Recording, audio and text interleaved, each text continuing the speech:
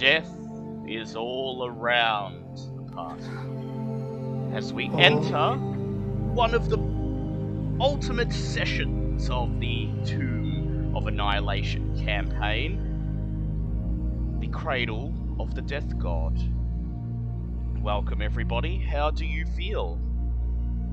Really like to have a word with the people in charge of the names of this place. You know, I'm not saying they're not accurate, because they are, they really are. I'm just saying we could really benefit from, like, the floor of, you know, cushy things, or the room of rainbows nice and smiles and sunshine. The healing pond of rejuvenation.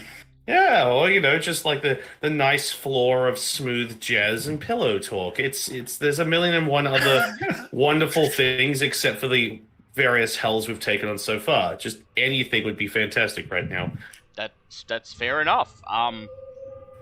Well, last week you journeyed through the Gears of Hate, level 5, and this late in the dungeon you finally started learning that not everything needs to be examined, and you bypassed several potentially very dangerous traps, discovered the secret of the level, that a aboleth lurks in the vast underground lake, and managed to find the skeleton key without fighting the aboleth.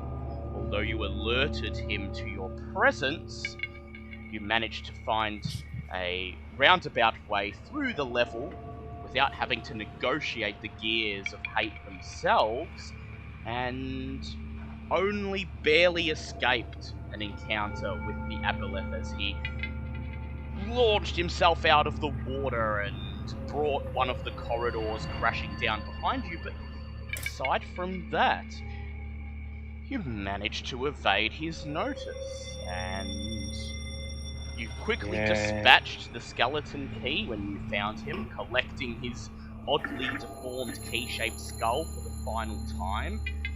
And in a riveting battle with devils summoned from the 9 gods, you managed to prevail and triumph, although your unlikely companion, Lucanu, perished on the horns of a barbed devil. I'd say we didn't try. That said, you did manage to find, in the aftermath of the battle, an artifact, the Chalice of Cacao, which allows you one use of the wish spell. Once you fill it with a certain amount of very expensive wine, which, to be fair, you can't acquire now in the dungeon, but once you get out, the universe shall tremble before your power.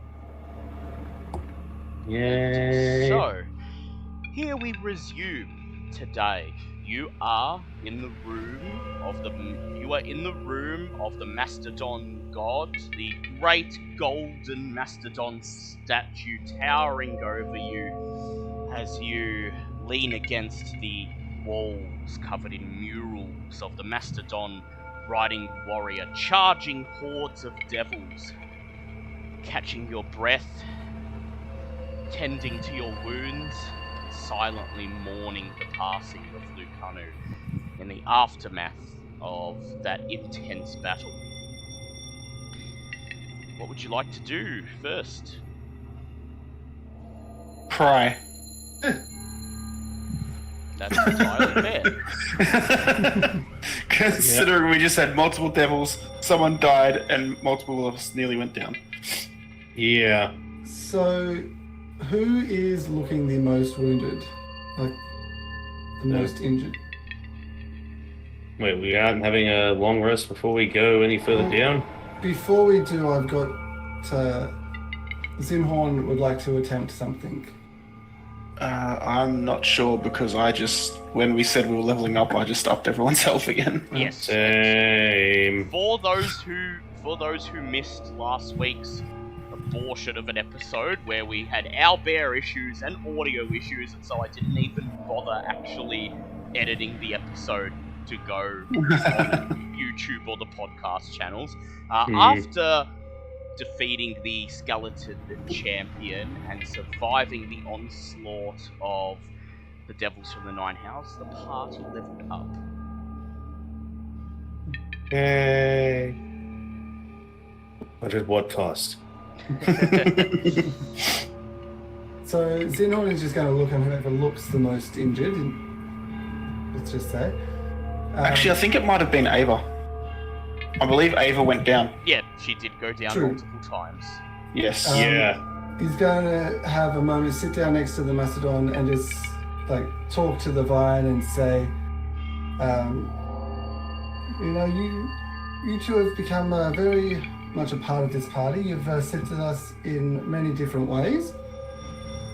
But there is one thing I would like to try, and it might, not sure how exactly it's going to work out. But Xenon's going to get the Vine to extend out and touch Ava. Your And he's Vine... going, Yep. I was just going to say, your Vine nods and listens to what you have to say, and then it looks around at the murals painting the walls of devils charging the Mastodon Rider, and it shudders as it remembers the battle you just fought, the devils emerging from those murals and setting upon you, and then you see the end of it sort of snake up and down in a mimic of a nod. And if it had a face, you think it would be smiling because you hear the voice say, "Well, if that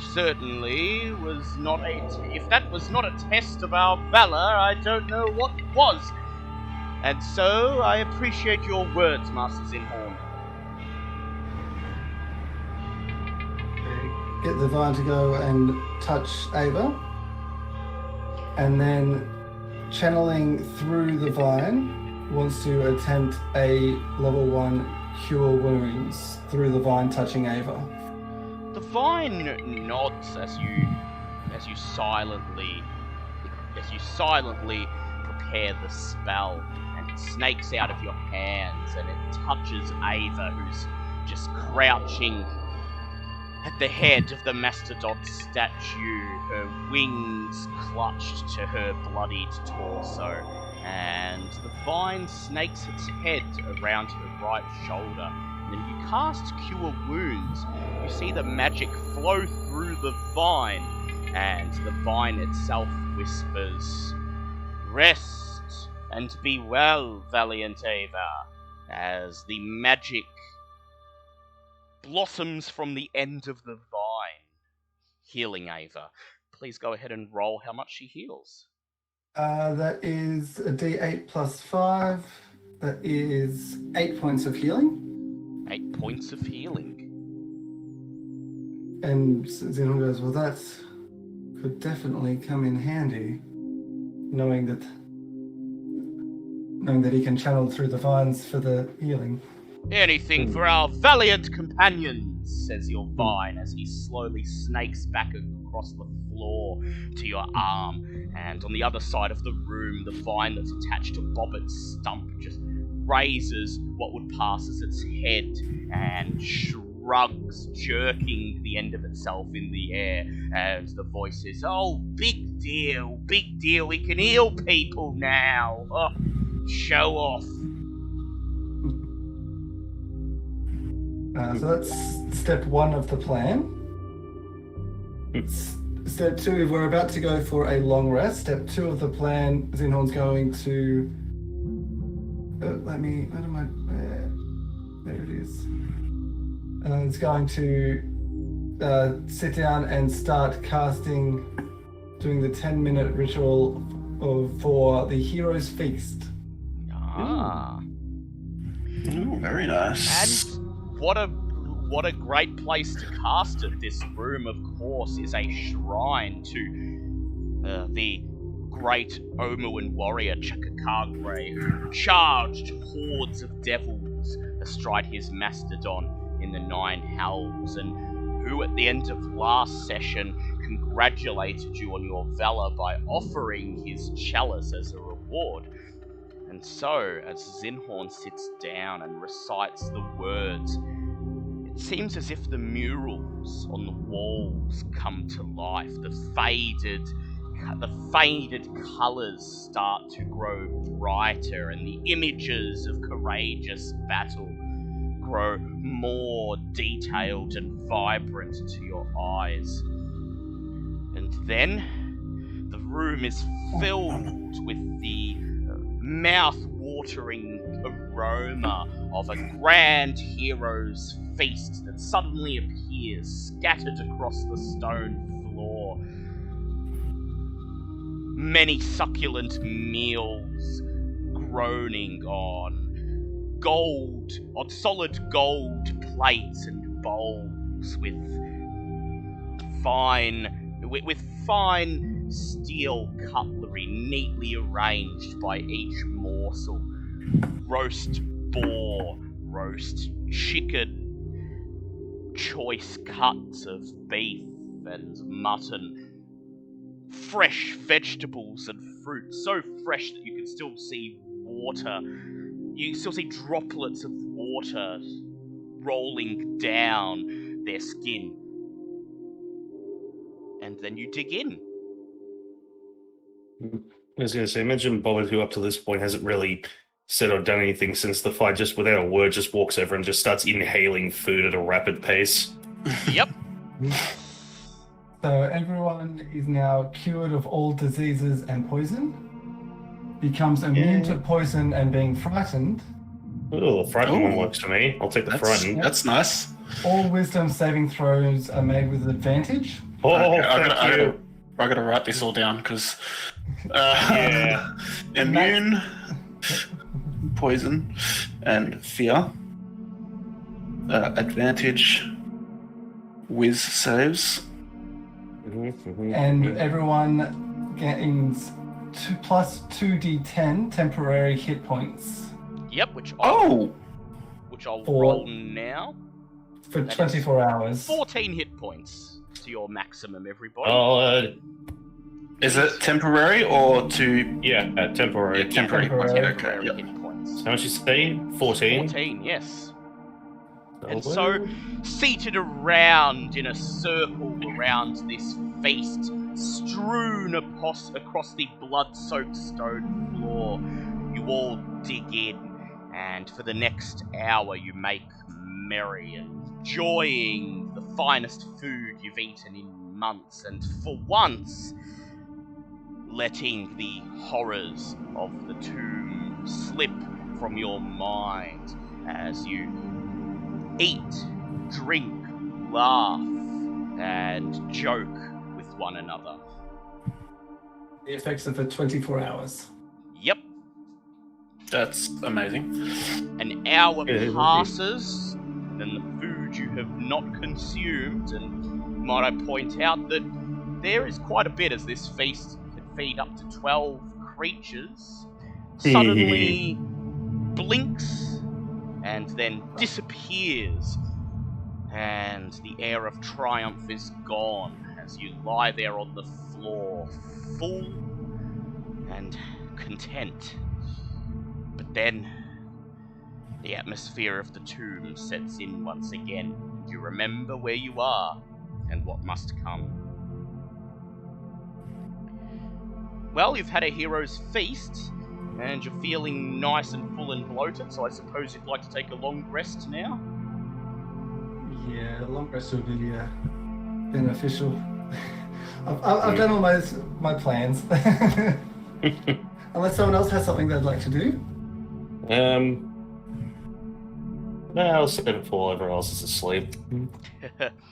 And so, your belly's full to near bursting.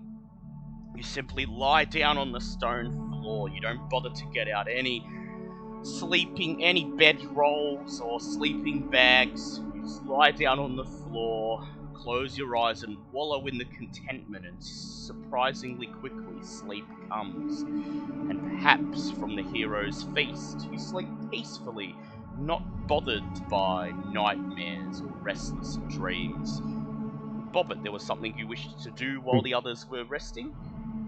Yeah, because Bobbert Well, I suppose then we'll probably find out once he's done with his 4-hour trance, but Bobbit doesn't actually go to sleep. The entire night, Bobbit just sort of for a long time, Bobbit sits there quietly, just trying to think about everything that's happened so far. And then, probably a little while before everyone else wakes up, we'll go over to the still lying there corpse of our former quote-unquote companion. And I assume I have, like, jars and stuff on my person. Indeed you do. Or at least containers. Yeah. I will use one of those just to collect some blood from her while everyone else is asleep, because, less questions the better.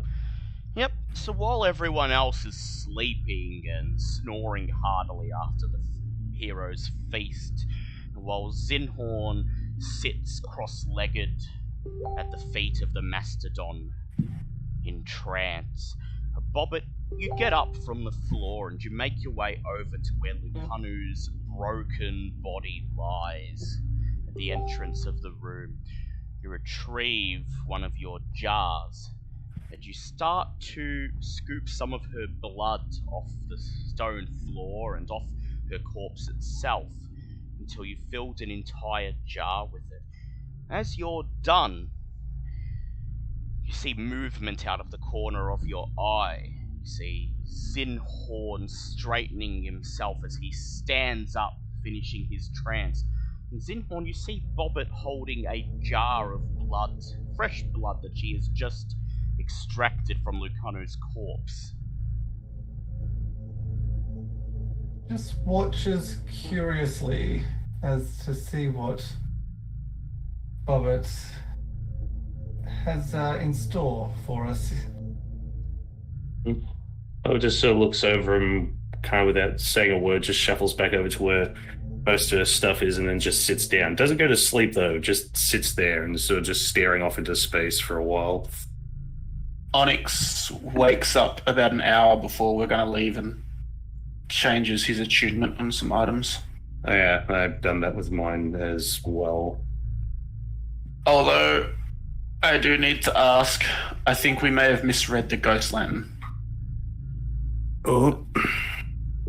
Go ahead. Unless you've actually purposely changed this, but it says casting a spell, evil and good spell, on the lantern releases the spirit to the afterlife. I don't think that means that it casts the spell. Oh, Or did you add something? I did add that it would cast the spell you and then added leave. it. Yeah, I was buffing it a bit. Oh, okay. I had never wrote that down, so I'll just add that now. I did slightly change it. Yep, okay.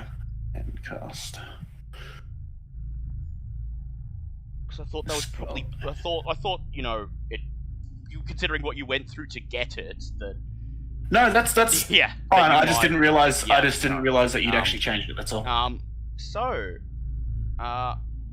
you've all finished your long rest, and after you awaken, the lingering effects of the hero's feast have long gone, and you awaken feeling once again that familiar sense of dread as the overwhelming darkness and anxiety prevalent everywhere you go in this place begins to press down upon you once more.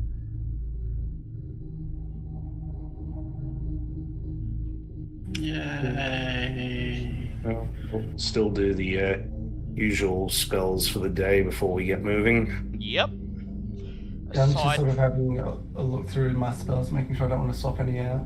Aside from that, is there anything else you'd like to do before you head down the narrow stone stairway to level 6 that you uncovered last week?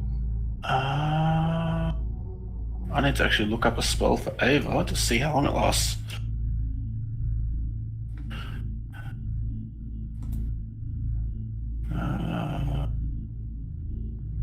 Oh, it only lasts 1 hour. Stuff that.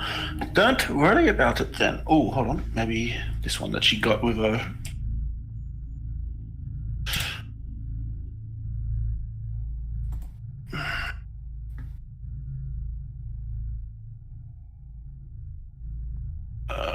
Concentration up to an hour. Oh, god damn it. Everything's concentration up to an hour. Yeah, I hate that. I never picked another spell for... Oh, whatever. I don't care. She's a ranger. She'll be fine. She'll be fine. Spells are not Yeah. the main function of Yeah, spells are not her main thing. I was gonna say, we did determine it's just a stairway that leads downstairs, right? Yeah, it went down into the darkness. It didn't appear to be trapped or anything. Although Okay. Zinhorn wasn't able to see what awaits at the bottom, as it was swallowed up in darkness, and you'd have to descend further down. Fair enough. And so, as you begin to make your way back through the narrow stone corridors, hearing once again the sound of running water, the great underground lake, and the constant drone of heavy machinery in the walls of this vast cavern, I would like you all to make a perception check. This will be a listening check, please. Okay, so which Oh wait, I get advantage with that. Metal for me. Okay, let's see. Was this a perception, did you say, sorry? Yes, please. 19. 15. It was just a normal roll. Yep. Onyx got a 3 and Ava got a 13. Okay, so, Zinhorn and Bobbert, as you were crossing the stone bridge that leads from the room of the Mastodon to one of the gears of hate, you hear at first nothing but the ever-present sounds of the machinery, but then, just beyond it, just beyond the din of clashing metal and stone, you hear what sounds like a gurgle in the water, followed by the sound of rushing liquid and then a loud splash. To your left, the aboleth comes tearing out of the water, his great worm-like form barreling through the air, his toothy maw open as he shouts, "Come and play!" as he barrels towards you. And You just wouldn't let us leave without fighting this stupid thing, did you? Oh no, you don't have to fight it, but he still knows you're on the level, so he's going to be looking for you. I would ask everybody to please make a dex save. Ava, Sir Lucian, and Onyx will do it with disadvantage. Okay, Ava first. That is an unnatural 20. I hate that you said with disadvantage, because one of those rolls was an 18 plus 9. 19. Sorry. 16 for Ava.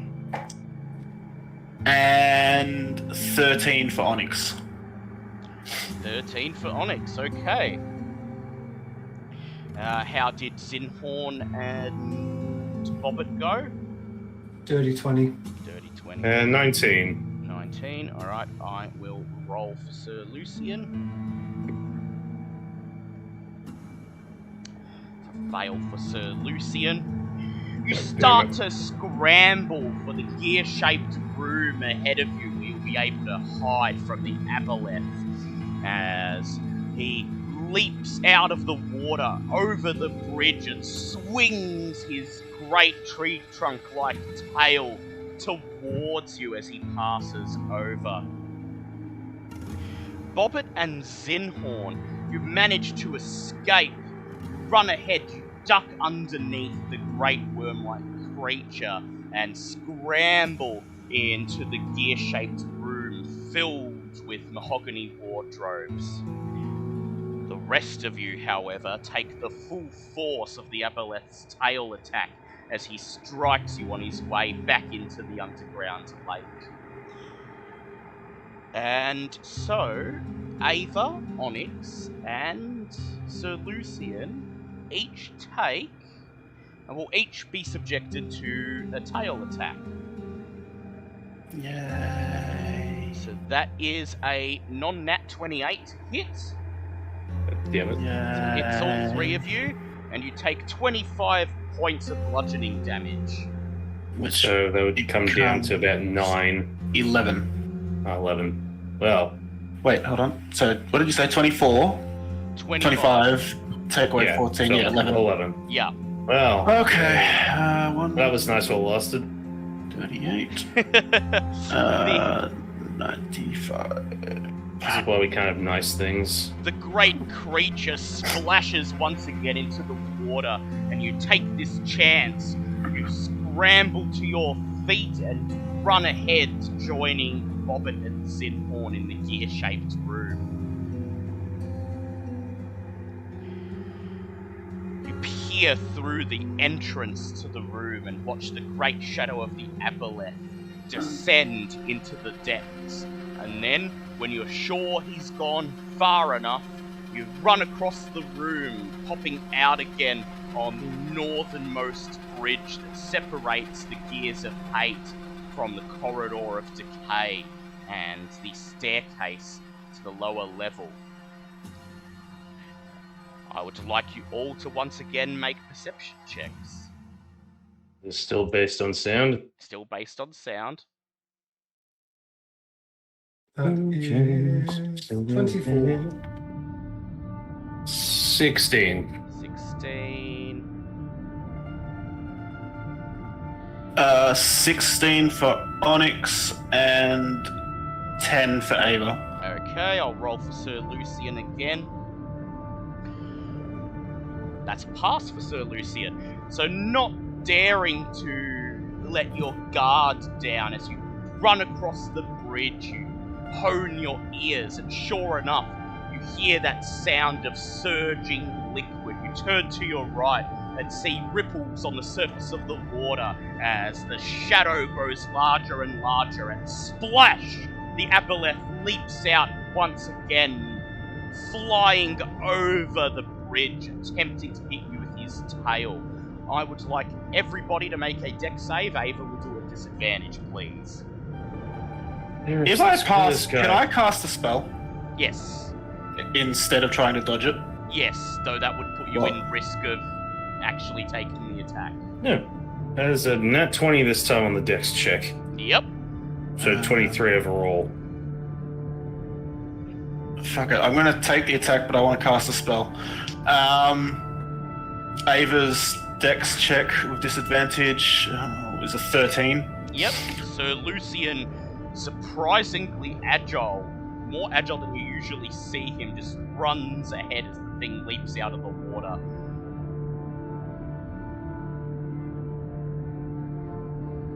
So what spell would you like to cast, Onyx? I want to cast Lightning Bolt. On the I took Aboleth? it last. Yeah, I took it last. Oh, Level up, I'm not. but I'm not gonna lie. I had that scroll in my pocket, and I was tempted to use it on this Yep. bastard. I would how- like to. It's a dexterity saving throw, but I asked if I could shoot it at him while he was in the air. Yep. If you passed your dex save, which was DC 14, then yes, you can do Yes, that. I got a 16. How did Zinhorn go? Zinhorn dex got check, sorry. A 24 for the dex save, and Yep. was going to, like, if he could do a cast a thunder wave when the single clear. Nice. Yeah. And how did Ava go? Ava got a 13, and I got a 15. Sorry. Yep. Very well.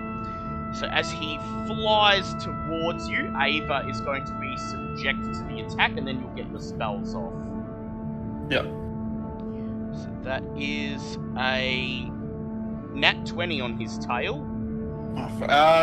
She has the armor that. Does she have Yep. the armor? She does have the armor to Yep. resist crit hits. So she takes 11 points of bludgeoning damage as the tip of his tail slams into the core of her body. Meanwhile, Zinhorn and Onyx have their hands crackling with thunder and lightning, and they unleash I it. want to use Transmuted Spell, which I took because I got to level 8, so I changed one of my meta magics and change it into cold damage. Cold, yep. So the Aboleth has rolled a 7 on his dex save. That's a fail. Oh, yeah, mine was a dex, yeah. Yep, so go ahead and roll your damage. 8d6. How many d6 do I have on me? 3, 2, 4. I know I have one more here, so that's 5, and then I'll. Where's the d4s? Jesus Christ. There's 5. You know what? I don't have 8. I'm just gonna fucking type it out.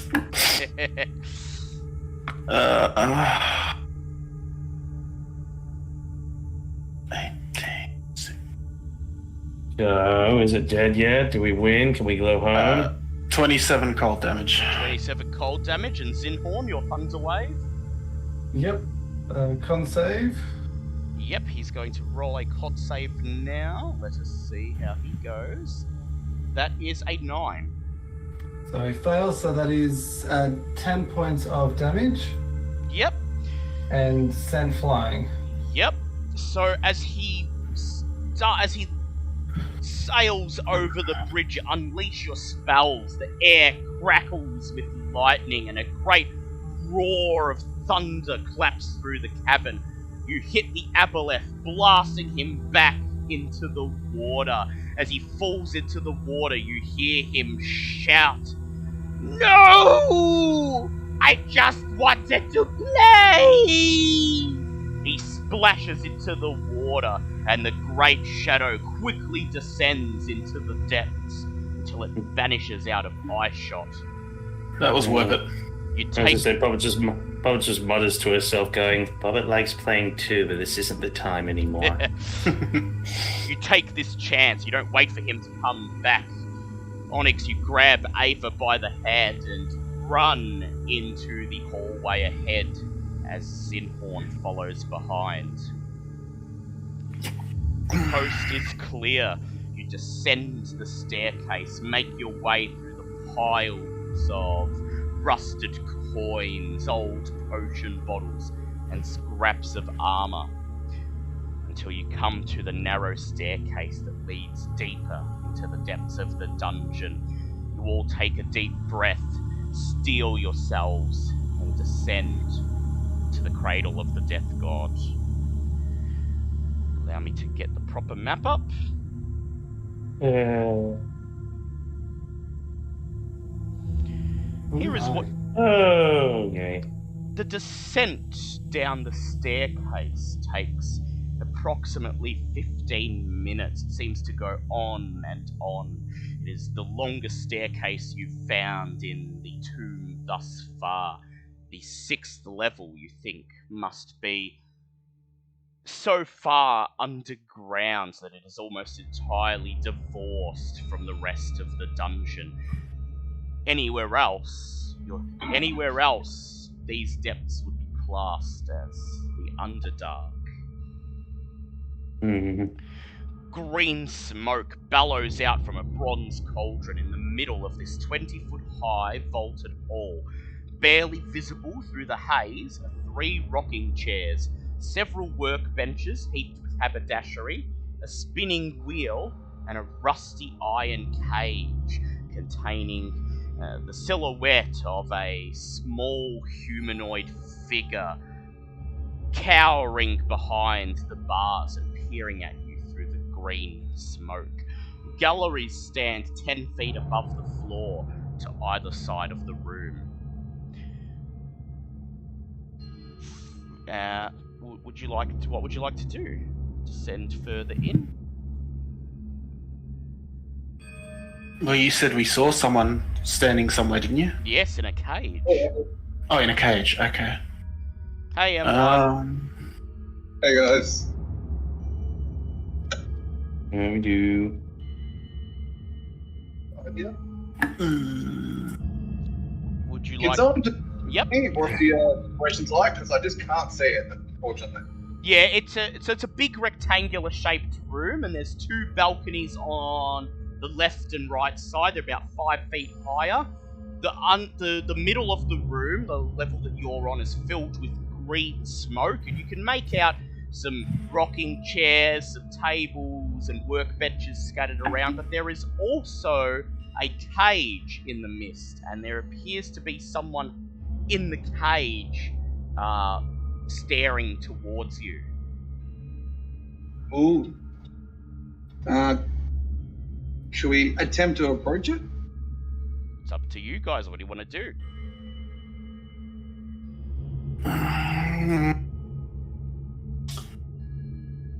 The smoke's coming from the cauldron. Yes, there's a cauldron in the middle of the room. You don't know what's in it, but you can hear it bubbling, and it's letting out a constant torrent of green smoke. The smoke doesn't appear to be poisonous, as standing at the bottom of the staircase, you're already pretty much submerged in it, and it has a very odd, almost fleshy smell, but inhaling it doesn't seem to cause any discomfort or any other effects. Can Ava do a detection of... Does she have the right piece of capability to at least identify if there's any common tropes that's pretty... from her existing knowledge? Yeah, try to identify the smoke. Yeah, if Ava wants to do that, she can make a nature check. Sure. So... Can she incorporate her herbalism kit? Yes, she can. So does that do anything to my roll, or...? Yes, she may add... she may do it with advantage. Okay. That is 17 plus 7, 24.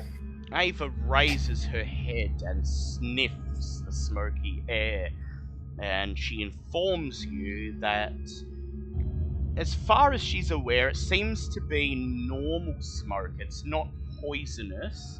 She can smell the hint of several herbs. She does inform you, though, that these are herbs that would not normally be used in any mixtures she's familiar with. They're not healing herbs, and they're also not poisons. If this is indeed some kind of magical mixture, she's unsure of what it is. But she does confirm that the smoke appears to be harmless. Okay, with that, I will be sorry, but I'll be right back. Yep. Is it possible for us just to push the cauldron over and leave? Does the person look like they're in danger at all? Well, they're cowering in the cage, but until you get closer to the cage, you can't see them properly, so... Ovid is going to approach the cage. Yep. So the rest of Zinhorn, would you like to just follow behind Bobbit, or are you staying at the entrance to the room? I think he's all it.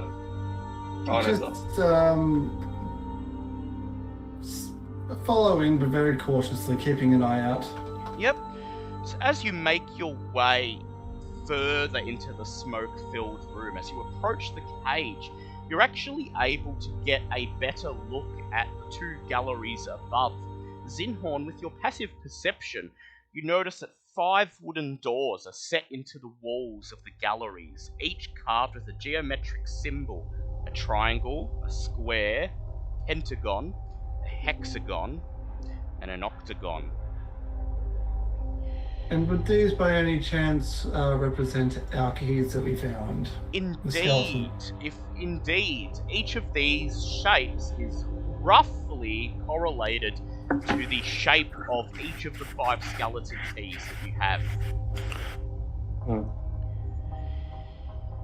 finally make your way to the cage. A heavy padlock secures the gate of the rusted cage, inside which a naked figure cowers under a blood-stained blanket. Did you say cowers or towers? Cowers under a blood-stained blanket. Cowers. As this figure hears you approaching, you just see the bulge under the blanket, shuffling and moving, but it doesn't reveal itself, nor does it make any noise.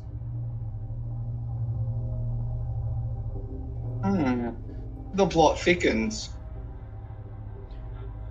I'll just walk up, still keep my distance so I'm not like right next to the cage, but I will sort of just peek and just sort of go, hello there?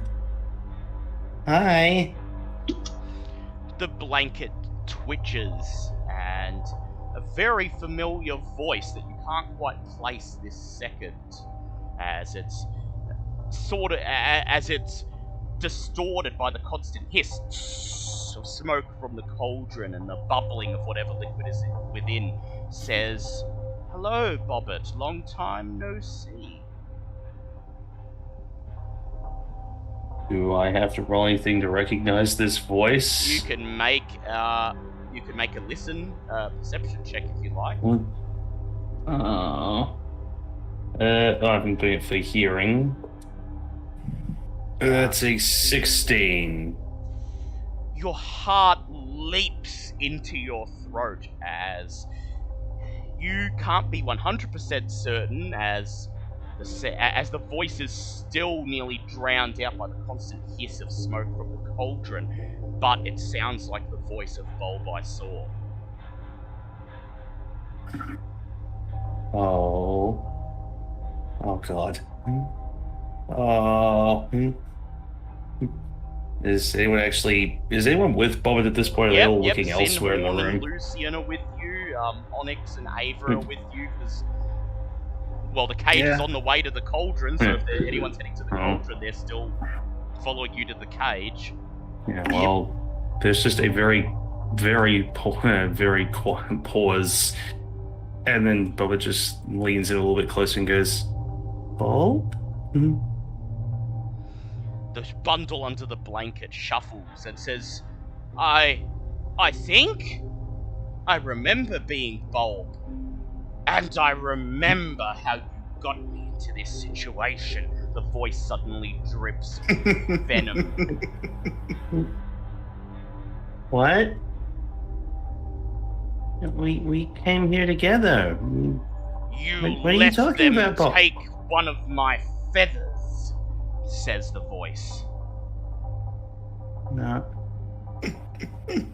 No. No.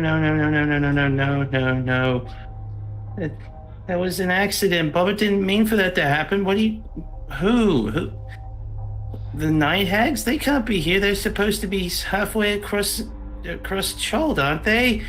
Where even are they? The blanket. What are you talking about? The blanketed bundle shuffles again, and then the voice, growing even lower, says, "Oh, they told me all about you, Bobbert.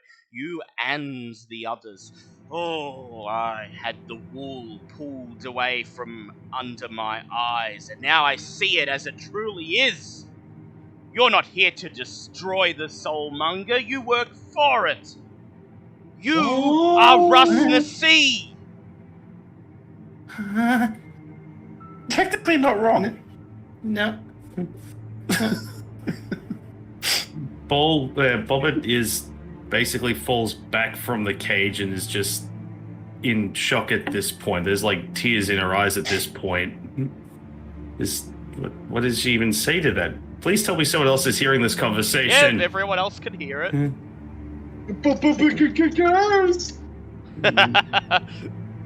Onyx doesn't know what's happening because the last he remembers, Bulb was a Azuma lizard folk. Yeah. I really don't know how Ava would react. Ava is just, I imagine Ava is just, her eyes have gone wide and she looks between the cage and Bobbert and she says, "No, Bulb, that's wrong. Bobbert's always been our friend." There's no response from within the cage. We came down here to save you. If we want to stop the Soulmonger. How are you? Bobbert's actually going to be like looking at her like pockets and going, "How did you get here?" The blanket shuffles once again, and then slowly the bundle begins to make its way into a standing position. The blood-stained blanket falls free, revealing underneath Bulb I saw, but he is shorter and scrawnier, his facial features distorted, out of place, the wrong size, and his body tarnished with burns, brands, pockmarked with blood and mud. This creature, whatever it is, stares at you. Its deformed owl eyes narrowing, and it says nothing. Oh, so this is like Bobbitt's absolute worst nightmare then. Yes.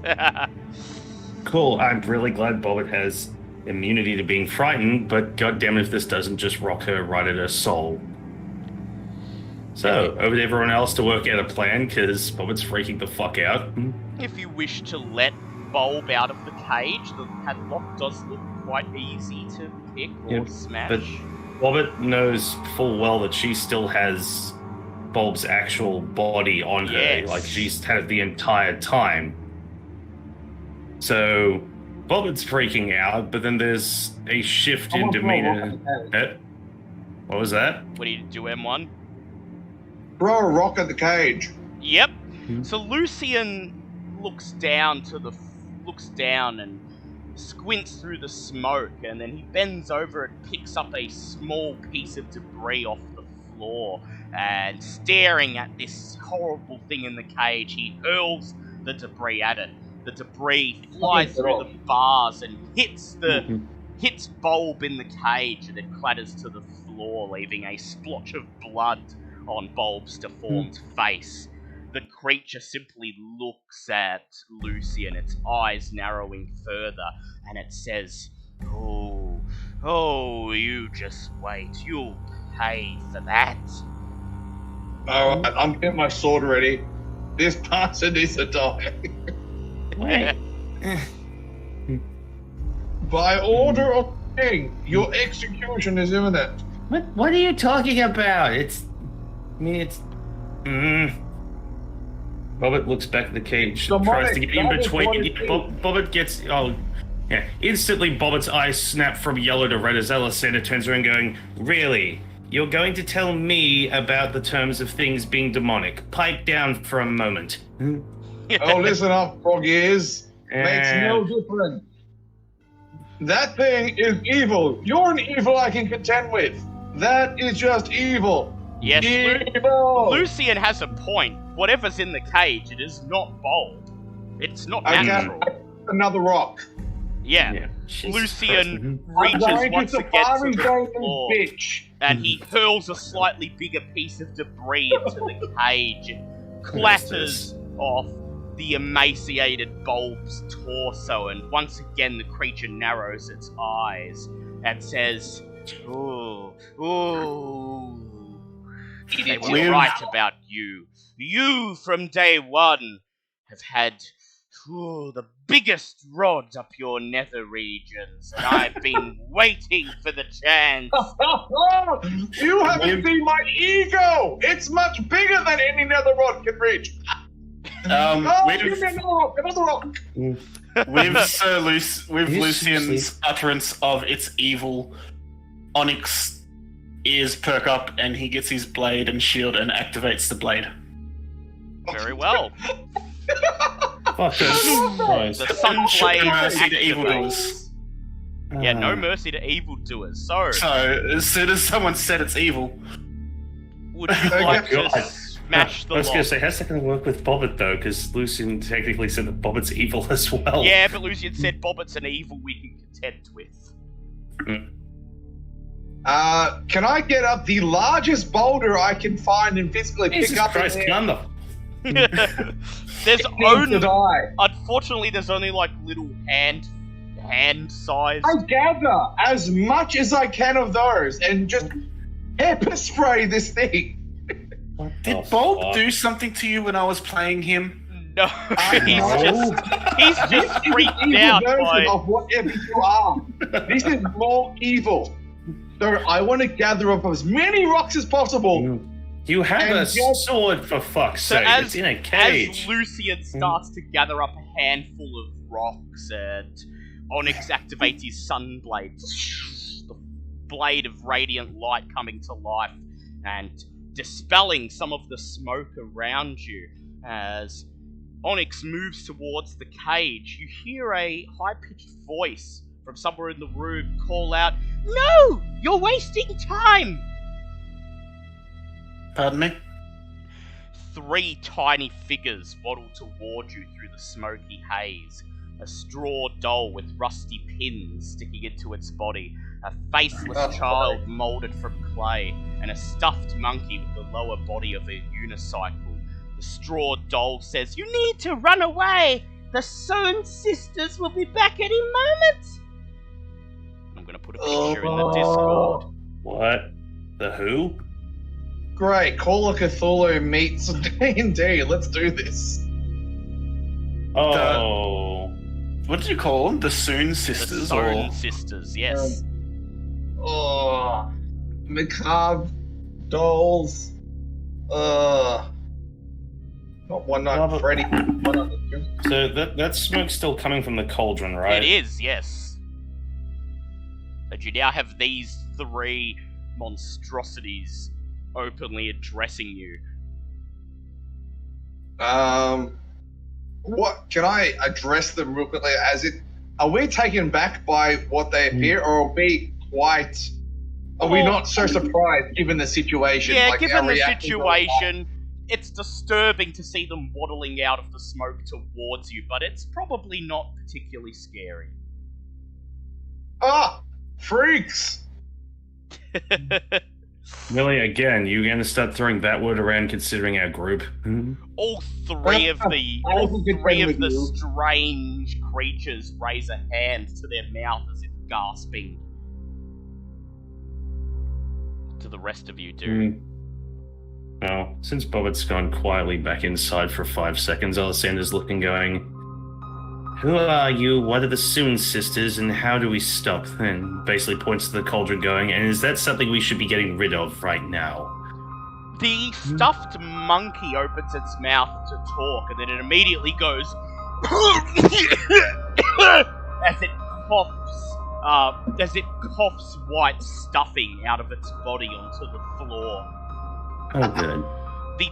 The straw doll with the pin sticking into its body raises a hand and steps forwards and says, Please, Joho, you can't talk, you know this. I'll do the talking." Steps forwards, looks up at you and says, "The Sohn sisters are a coven of night hags. We don't dare mention their names lest they hear them being uttered."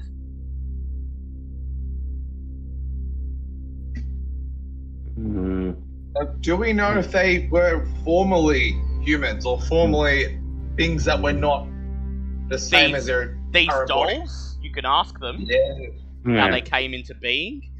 You ask them how they came into being besides the straw doll.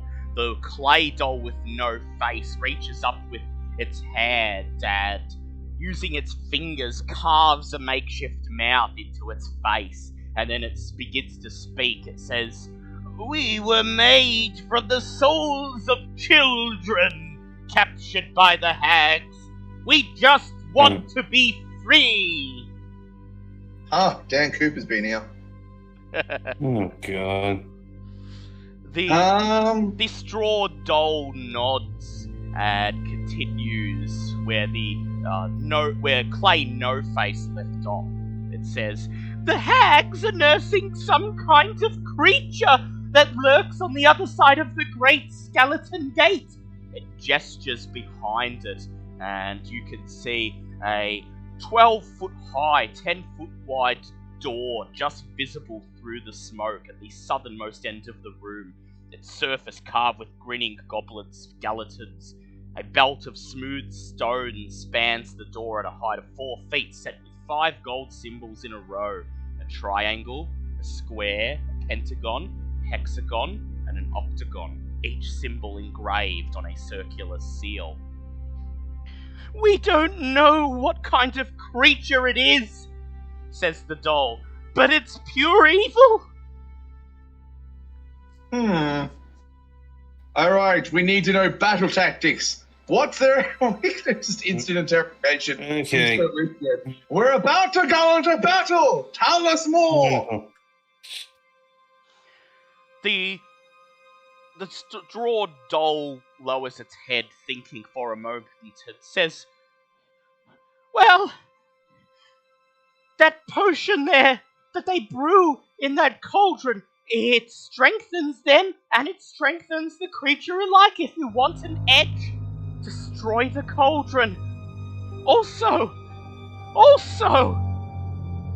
they know about you. In order to find out what tactics you employ, they've been torturing the looky-like in the cage.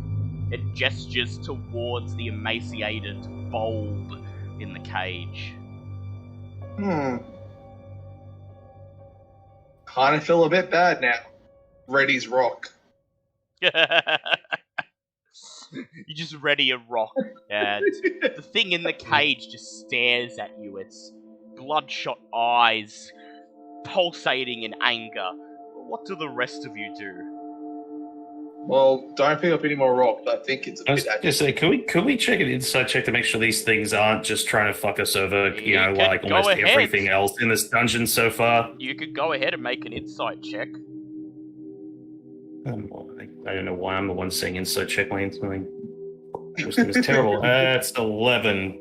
That's a Does anyone natural else feel 20. skeptical? Well, Oh dear God. Bobbit, as far as things go, these are apparently dolls, toys possessed by the souls of children. If that is true, then they are acting pretty much how you'd expect. Zinhorn, you do notice that there is genuine fear and anxiety in their voices as they talk. They appear to be genuinely scared of the hags that they talk about and the creature that lies beyond the skeleton door. More along the lines of, was the cauldron thing legitimate or not? Well, they do appear to be speaking with genuine fear, so you could assume that they're not lying. Alright, let's kickstart this battle. Can I tip over the cauldron? Okay, yep. So Sir Lucian walks over to the cauldron. A tarry greenish black brew fills the cauldron and it's bubbling loudly. So Before he Lucian... tips it over, Yep. can Zinhorn just have a look and see if he can get any idea of what this is before he tips it out? You can attempt to make an Arcana check. I'll also point out that the bronze lid of the cauldron is placed on the floor just next to the cauldron itself. That is an 18 plus 4, so 22 Arcana. An 22 Arcana. So you kneel over the cauldron and you peer at the brackish brew inside. As you draw closer, you realize it emanates a very disgusting smell. The smell of what seems like tar mixed with rotting flesh, and it occurs to you that this is perhaps some sort of potion used by the hags to cook clones. Your suspicions seem to be confirmed as you lean in closer and see a number of hairs and what appear to be finger and toenails floating inside the brew. Before the thing gets tipped over, Ava's going to fly up here Yep, Ava's and going get her bow out.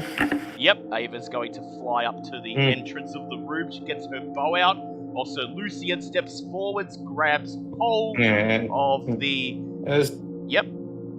I was going to say, as he does that, Bob would like to return very quickly and go into a weretiger form, because we're pretty sure this is going to start a fight. And she is deceived, understandably pissed off right now. Yep. So Boba just roars. Her muscles bulge, fur overtakes her body as Sir Lucian grabs the cauldron and he rolls his athletics check. And he So rolls... projector for a second. Yep. Dale, make sure your electronics are protected. There's a hailstorm inbound. Yep, I know. I can hear it coming. And Yeah, I'm right now. Just like I tell you. Yep, so Lucian grabs the rim of the bronze cauldron and he tips it over. The brew hisses as it spills out, and the green smoke begins to quickly dissipate. Within 30 seconds, the room is clear. A horrible stench of rotting flesh and burnt hair fills the room, but aside from that, nothing else appears to happen. Nothing jumps out at you, and indeed, the three possessed dolls begin to cheer, jumping and clapping what passes for their hands. You peer inside the empty cauldron, and you're disgusted as you see inside what can only be described as a malformed fetus, a fleshy growth, pink and red in colour. The only human-like features that have formed are its deformed face, bulging eyes, and a shapeless mouth that just sucks in air until it twitches and stops moving. I'm just going to turn back to the three lovely dolls, and you just hear in a very low growl, "Where are they?" The dolls look at each other, and then Pinhead steps forward and says, In the ethereal plane, they could be back at any time. Hunting for souls, I would imagine. It gestures towards the 5 doors, branching off from the 2 balconies, and says, The trials are through there. If you wish to get through the skeleton door, you'll need to face them each in turn. Hurry! Maybe you can get them done before the hags return!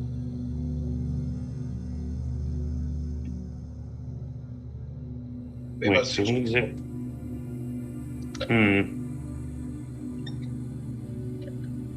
Alright, so each of the doors leads to a trial, they said. That's what you've been told. There are symbols above each of the doors that match the symbols on the seals on the skeleton door. As you get closer to the skeleton door, you notice, strangely, that despite this being the skeleton key door, there are no places to insert the keys. Perhaps they are behind these seals.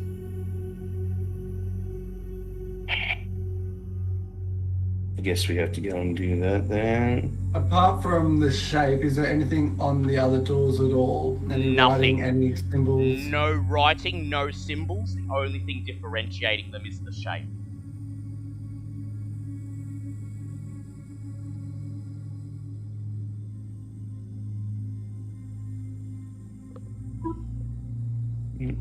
What would you guys like to do?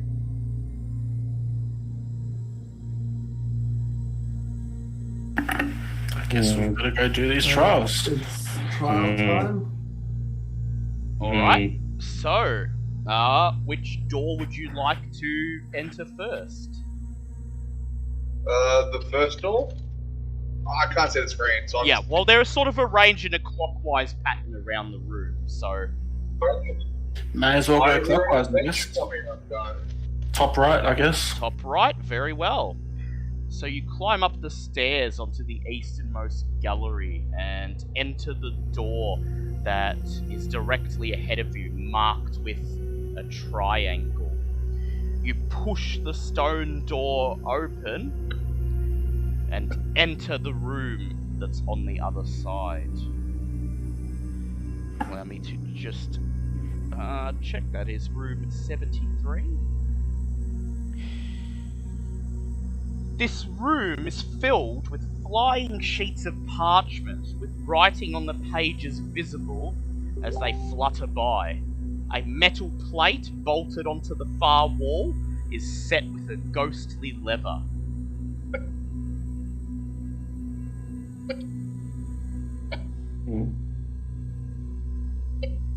Okay. So what would you guys like to do?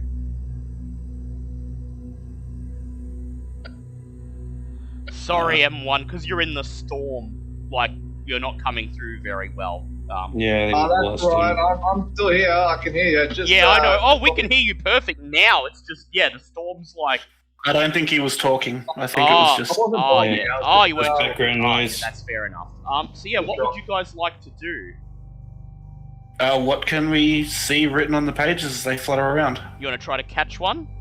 No, I would like to see if I can see what one of them says. No touchy. Please make a perception check with disadvantage, because they are swirling around something fierce. That's a 5. You can make out some sort of arcane runes on one of the papers as it flies past, but that's about it. They're swirling around as if caught in a terrible wind. If you want to read one, you'll have to catch it. Okay. Well, you guys decide what you're going to do. I'll be right back. I need to let Missy in.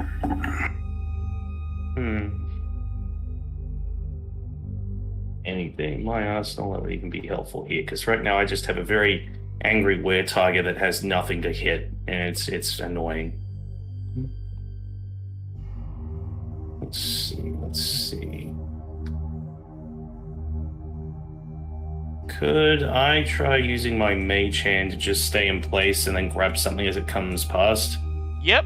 I will remind there is also a ghostly looking lever at the back of the room. Yes, and the last time I walked in and grabbed the leather without planning Yes. So was right at the start of the stupid dungeon. you shoot out your mage hand and attempt to catch one of the pieces of paper. Please make a sleight of hand check. That's a sleight hand. Okay. Yeah, it's a 9. Hand is not smart. It's okay. Yeah, your mage hand scrambles. Its fingers reach out for one of the papers, but it's just not agile enough. You'll have to do it yourself.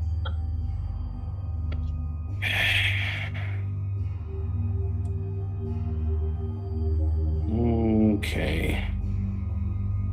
So I have to try and do sleight of hand again to try and do that? Yes, if you're doing it with your own hands, it's with advantage. Okay. Non-nat 20 that time.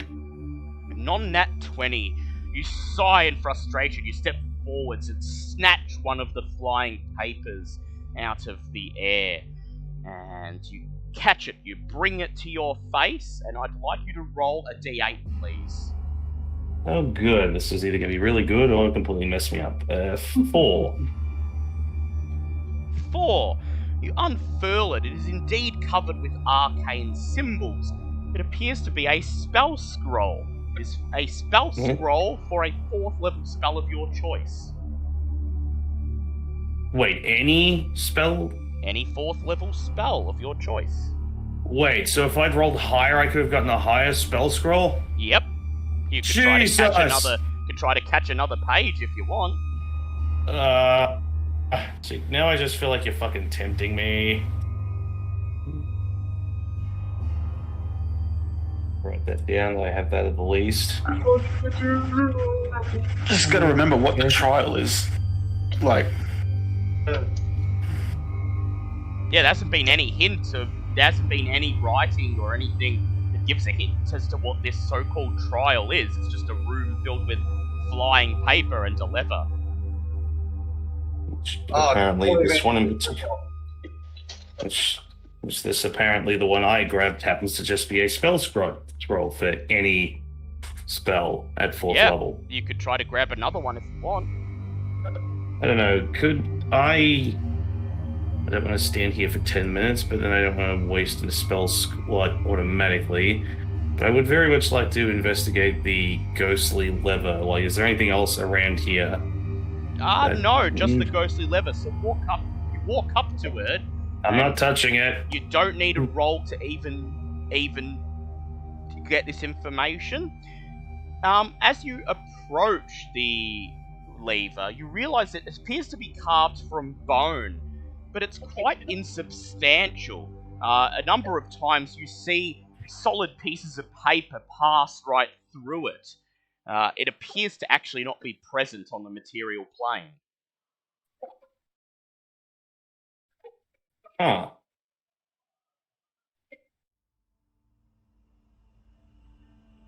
Interesting. So we have a room full of fluttering spell scrolls and a lever that's not in this plane of existence. Yep. What would you like to do? Well, I'm going to relay that to everyone else, but this is annoying.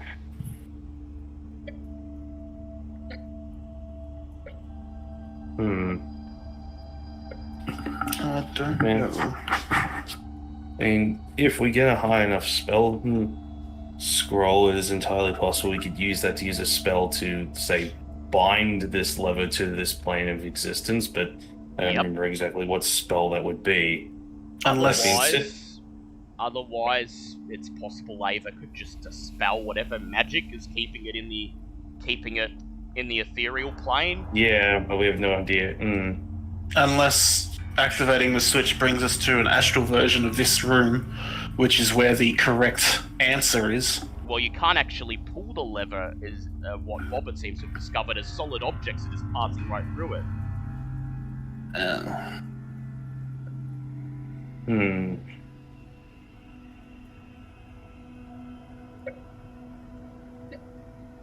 God damn it.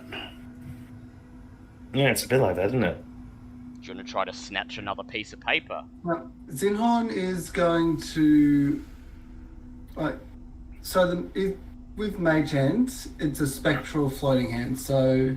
But it is still on the current Material. plane. So you shoot out your mage hand and you go to grab the lever with it, and its fingers just pass straight through the Still bone. goes through it. I'm going to use the ghost lantern to make a mage hand and just go up and catch any piece of paper that flies by it. Yep. So you shake the ghost lantern, see a spectral hand shoot out, and it snatches a piece of paper from the air and hands it to you. Please roll a d8. If I roll an 8 and this thing explodes in my face, I don't know what I'm going to do. That's a 6. It is a spell scroll for a level 6 spell of your choice. Okay, I'm going to go I'm level 6 spells. I was gonna say, I'm really concerned with the fact they just have these just everywhere, because this Probably just seems worse. disappears as soon as you walk out the door. Probably. It doesn't, but... No, I just mean like there has to be some sort of fucking trick to this, because they wouldn't just hand you all this shit right off the bat. Ooh, Soul Cage. That would have been interesting.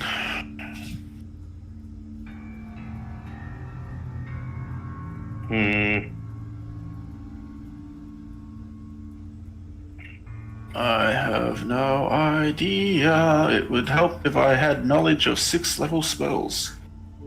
Or you could look up 6 level spells. I'm doing it now. I'm doing it now, but I've got Um, to keep clicking pages. Does anyone have any other ideas? Ava offers to cast Dispel Magic if you think that would help. Dispel magic. Ava is- Mudmore, the... Oh, good.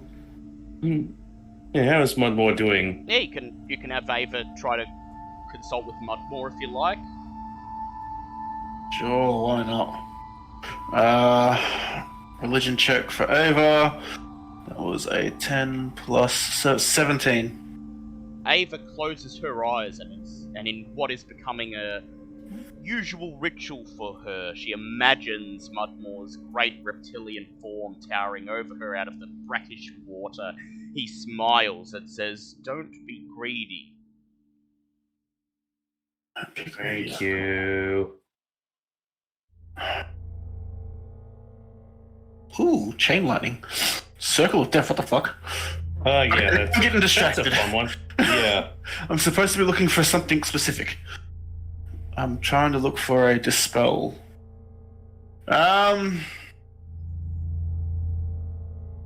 Ava's gonna tell... I'm gonna regret this because this could have been a 6th level that I could have had. Ava's gonna tell Onyx to make the spell scroll a 6th level dispel magic and cast it on the lever. Very well.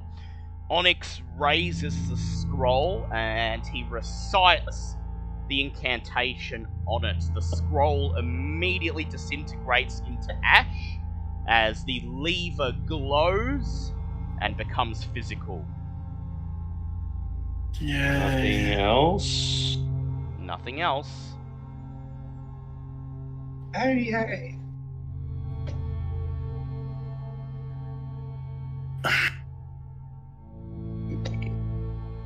Pull the lever. Yep, Onyx steps forwards, places his hand around the lever, and pulls it. As he does so, you hear the sound of shifting stone coming from out in the main room, and then all of the flying pieces of paper suddenly disintegrate into dust that settles to the floor, save for the one page that Bob had picked up. Oh, Damn. cool. Oh, good. So I just have a free. Yeah. Don't know what the hell I'm going to use a level 4th scroll on, but. Sorry, M1? You know, with all these flying pages around the room, Yeah. is it possible that Sir Lucian could use his hand-eye coordination from his throwable axes to try to land one? Why not just use your hand? Because if you throw an axe at a piece of paper, or even It's if you probably do going hit to cut something, the it's... paper in. Yeah. But Yeah. it's too late now because all the papers have turned into dust. Only Bobbit has one. Oh. The trial is completed. And besides, I'll reveal from behind the screen that taking 3 pages would trigger the monster in the room. And call it. There we go. I was Oh, thinking, man. what's stopping people from just grabbing a heap of these and going to Astarak with a heap of these? Yeah. Okay, that makes sense. And so you move to the next room, the door with the square carved into it. Actually, no, the door with the pentagon carved into it. Which room is that? Oh wait, 76? No, that is the troll of the octagon. Okay, so carved into the door of this room is an octagon. You reach out and push the stone door aside. Step into the room beyond. The ceiling of this plaster-walled room is 15 feet high. A leather-backed tome rests atop a wooden lectern bolted to the floor. Set into the wall behind the lectern are 8 human skeletons, arranged so that they appear to be falling and screaming. What was that? Sorry, falling and what's falling and screaming? Sorry. The human skeletons arranged at the back, set into the wall behind the lectern. Cool. Can we go get what's his face and put him in here and just lock him up forever? Well, if you if you think he's gonna solve the trial for you. No. Lectern. There's something on the lectern. There's a leather-bound book.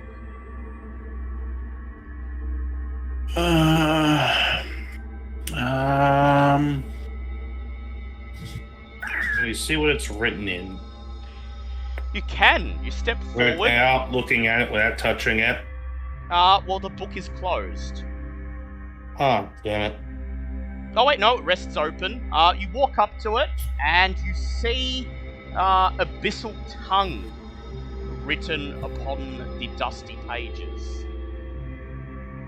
Wow. Hooray. I can read that. It appears that the page that is open has exactly one phrase written on it. It says, backward, 8 to 1.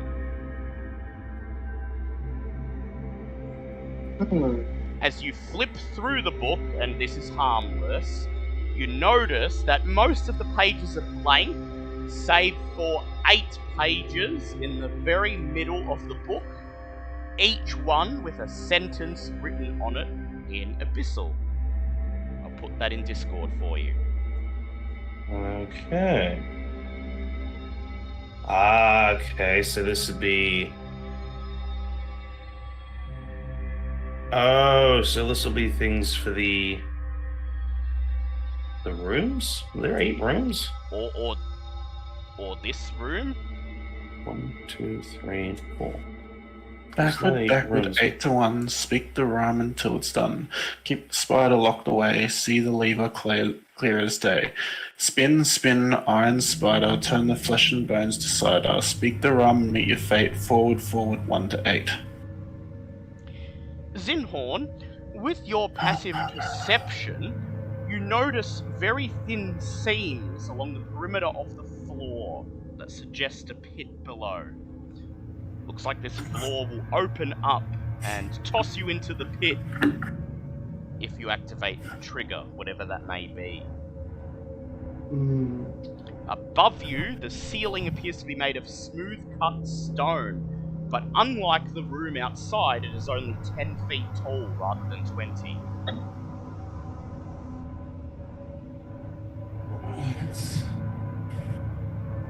We'll try and work out what this bloody poem thing is. Because part of me thought maybe it had something to do with the rooms we're in, but I don't see 8 of those. No. Yeah, mostly because I had the see the lever clear as day thing, which was what we just did, but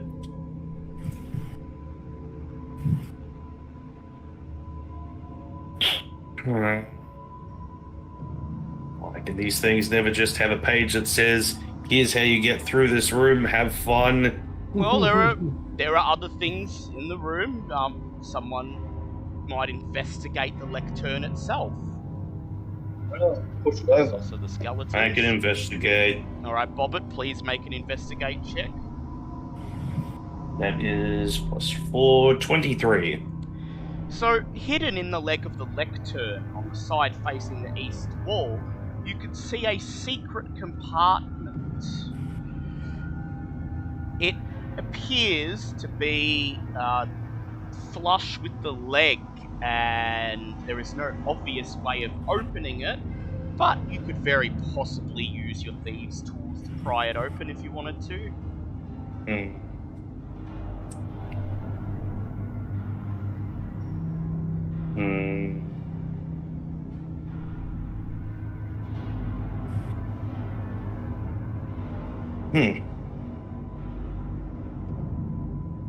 I will relay that to the others and ask what they want, because, again, Bobbit is mostly just angry at the moment, because she was expecting to immediately try to murder some hags for what they did to Bold, but... In Onyx's head, indecisive Unk says, maybe we should just read it aloud. See what happens.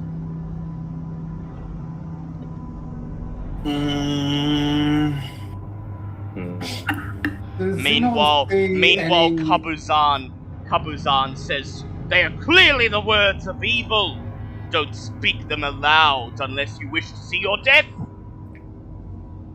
Are there any signs of spiderwebs in the room? No, the only thing that you think could be similar to a spiderweb is perhaps the grooves in the floor. But they're perhaps too regular to be a spiderweb. Can we... The door behind us in this room, is it open, or It's is still open, it's not shut.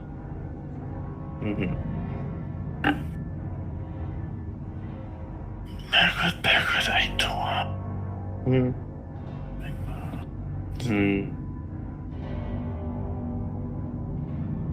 I hate this. There's probably a really simple thing to this, so there is no trap to this, and because we're paranoid from all this crap, we have no idea what to do with it. So where'd you say I could use the thieves' tools on? Yeah, you could try to pry the secret compartment in the lectern open.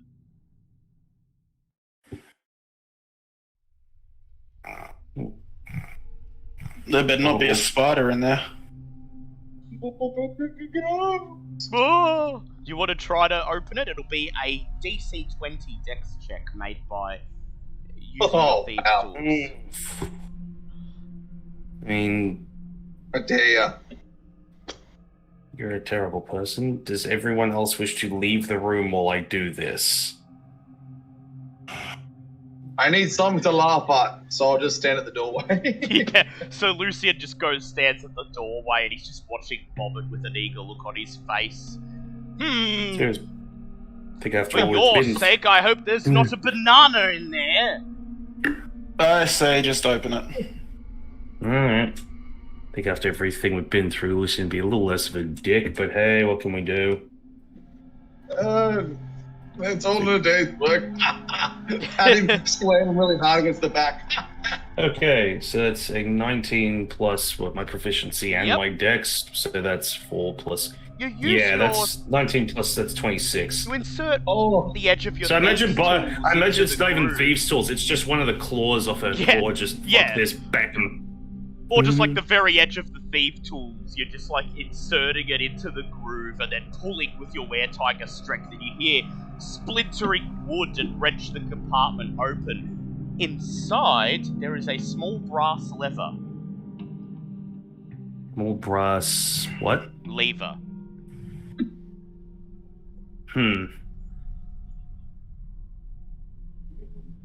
Interesting. But, look at the others and just growl out that she found a lever. Hit the lever.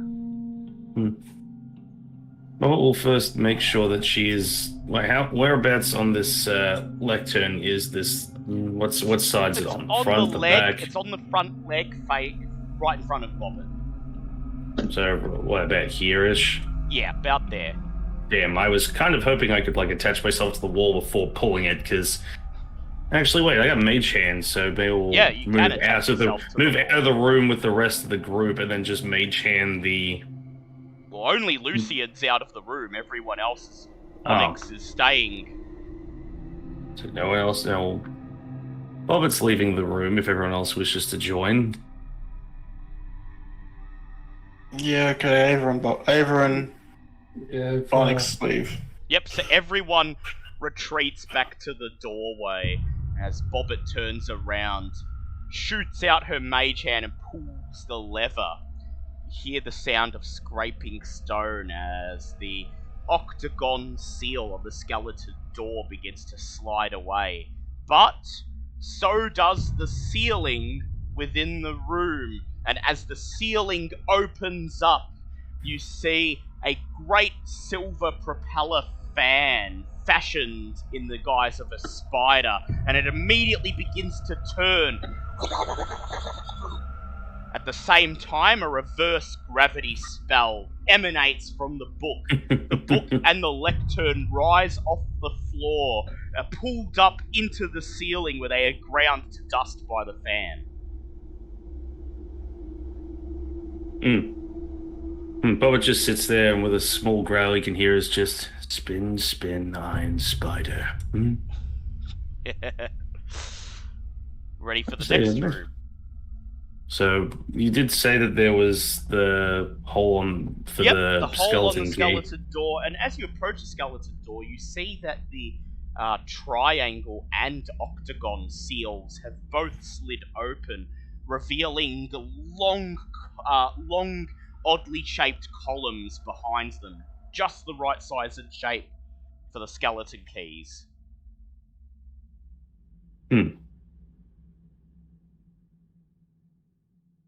Okay, do we Maybe just we leave won't them start them all at once. Yeah, probably a good idea. Just to be safe. You make your way up onto the westernmost balcony and enter the first door you see there. The one that is marked with the sign of the Pentagon. You press it open and step inside.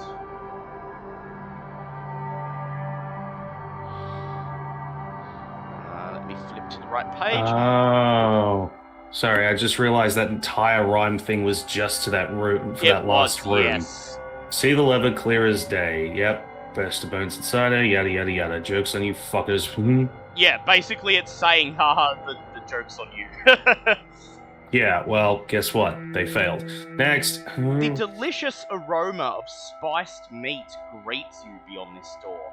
At the end of a 20-foot long corridor, a room opens up with red tapestries covering the walls. A feast is spread out on 3 tables consisting of roast boar, squash stew, and a tray of freshly baked cakes. Flagons of frothy beer complete the banquet.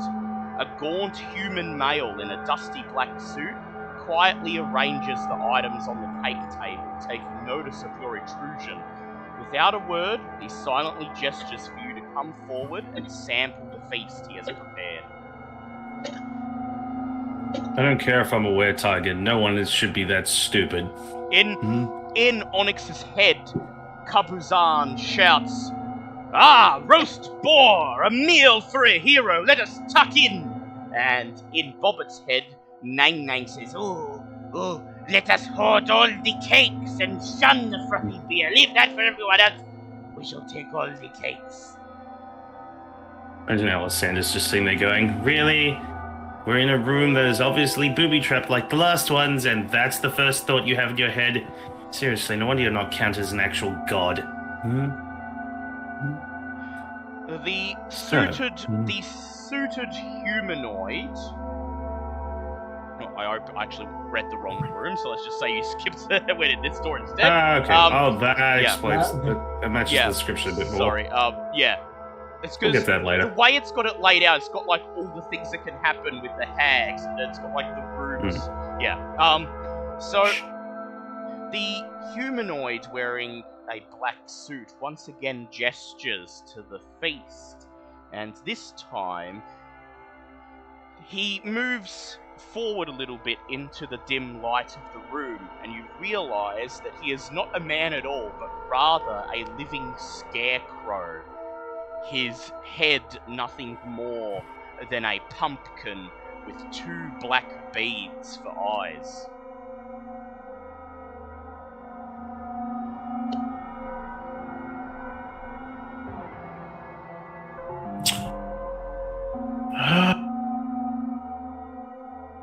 He says nothing. He looks up to acknowledge your presence, and then goes back to gesturing towards the feast, clearly inviting you to tuck in. Can we just firebomb the place and leave? There's also tapestries. What do the tapestries have to show? 5 red tapestries hang from iron rods bolted to the walls. Each is made up of pentagonal-shaped patches stitched together. These appear to form a pattern, but there is no image on the tapestries, unless you'd like to do a careful examination. Investigation sounds good. Go ahead, make an investigation check. It's a 19. We'll be On right back, one though. of the tapestries, you see something more substantial in among the endless pentagonal pattern. A subliminal devil's face clearly hidden in the design. The devil's open mouth forms a pentagon.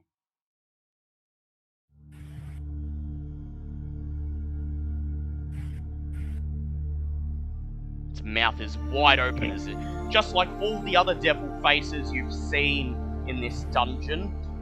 It seems to be inviting you to stick your hand inside.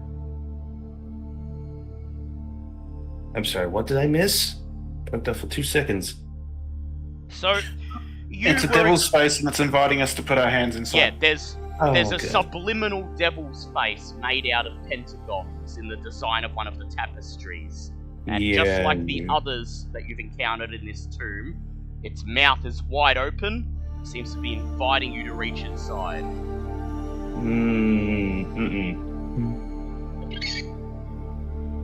Alright, so what else would you like to do then? Oh.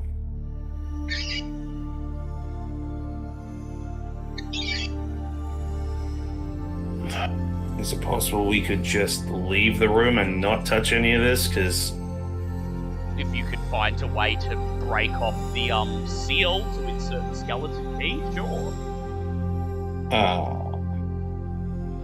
So the scarecrow man is just staring at the food and like inviting us to eat. Yep, he doesn't appear to be hostile, he doesn't appear to be overtly threatening, he's just inviting you to enjoy the feast that he's laid out for you.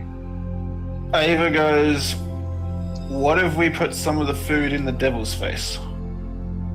You could try that if you want. But that would be up to everyone because it might just be touching the food that activates the scarecrow, not eating it. I've got no other ideas.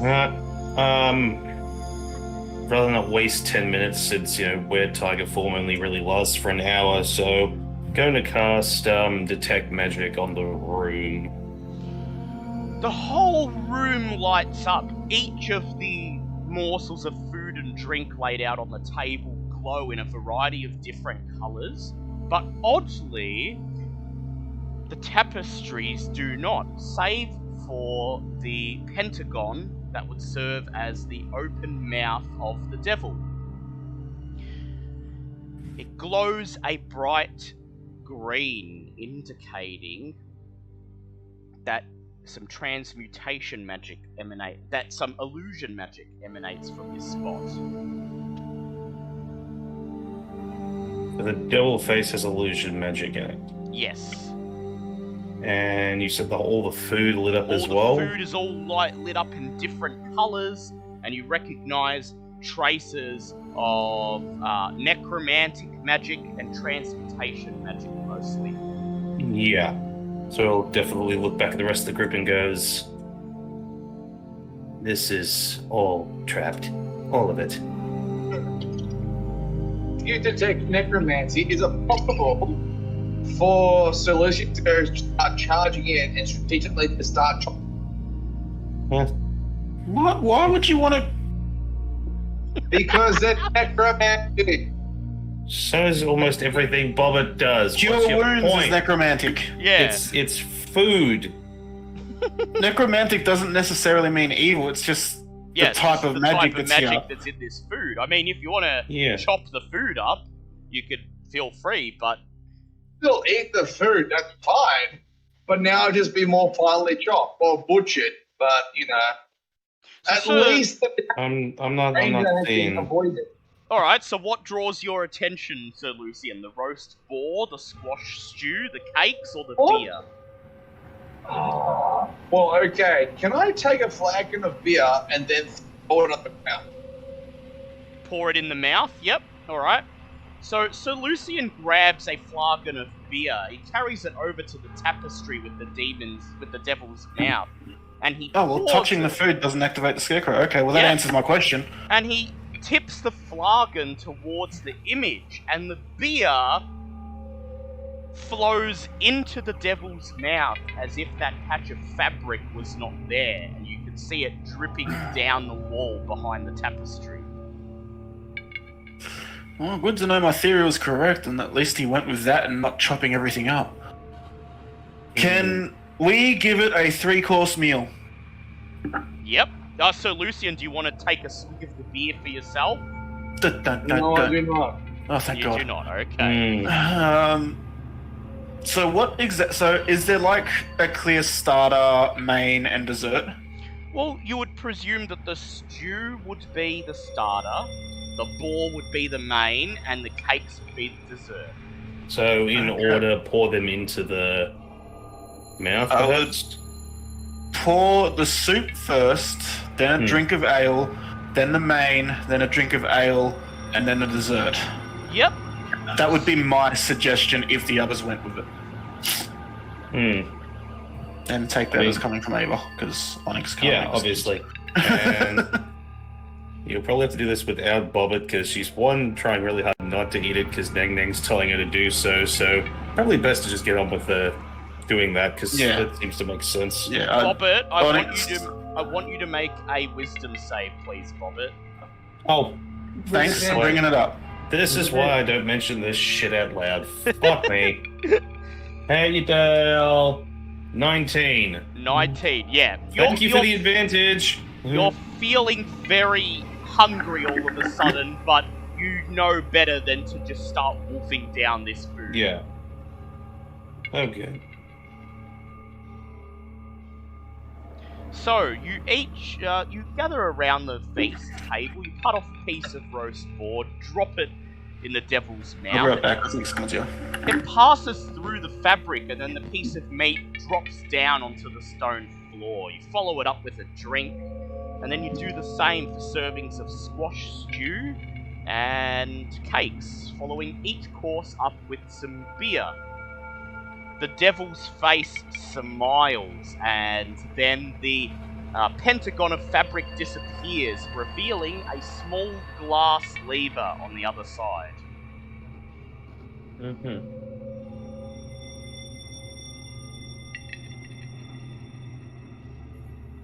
Bobbert, impatient with the proceedings, runs forwards and pulls the lever.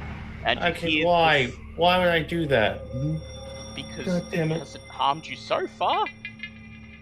I know, but at the same time, could we at least move back so we're not immediately in range for if anything goes wrong? Everyone else moves back as Bobbert wrenches the lever, and you hear the sound of the stone seal outside sliding away.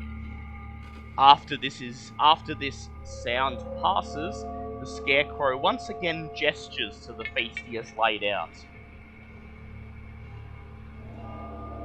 Wait, so he's still gesturing to it? He's still gesturing, yeah.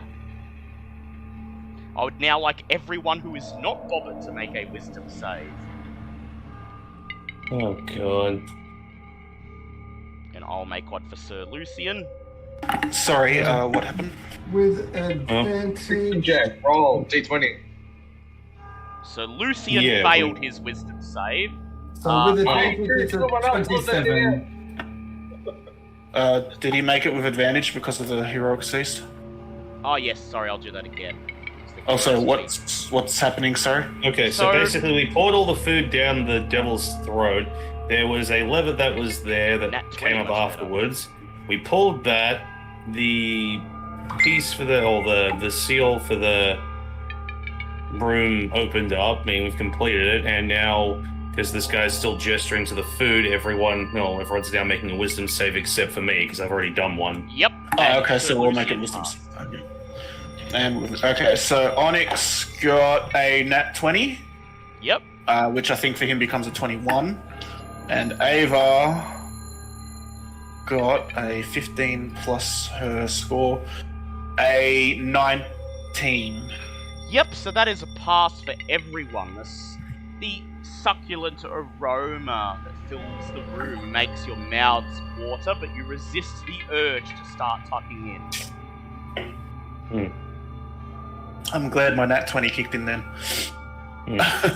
So I suppose we bow politely to this thing and then just go into Go into the southern room. Thank you, but no thank you. We're full. Yep. You turn around and leave the room, and as you do so, you see the scarecrow just hang his head and shake, disappointed that you didn't partake in his meal. And you shut the stone door behind him. You enter into the next room, the trial of the Hexagon. Push open the stone door and find a large, cracked, six-sided mirror is mounted above a stone shelf protruding from the opposite wall. 5 unlit candles stand on the shelf, each made of yellow wax and covered with tiny black sigils. Scrawled on the wall above the mirror in what appears to be dried blood are the words "Piggy, Piggy, Piggy." Okay. Piggy, piggy, piggy. That's an interesting one.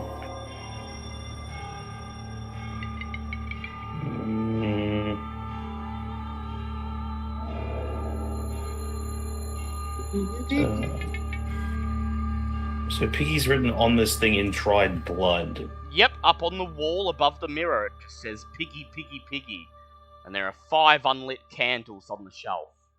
Now, as far as I know, my detect magic should still be active, It right? is active. So, And indeed, both the mirror and the candles radiate auras of conjuration magic. And in fact, there are not 5 candles, there are 6. There are 6. The 6th one being tucked underneath the bottom rim of the stone shelf, away from view. You are only able to see it thanks to the aura from the detect Yeah, magic. going to immediately go over and grab the 6th one. Yep, you reach under the shelf, grab the 6th candle, and place it alongside the others. Is there anything on the candle? There is an arcane symbol. You may make an Arcana check. I like those. Especially when I can get a 17 plus 29. The symbol on each of the candles is identical. It translates roughly to light me. This has some Alice in Wonderland bullshit attached to it. So they all just say light me, including the 6th one that Including the 6th one that was hidden.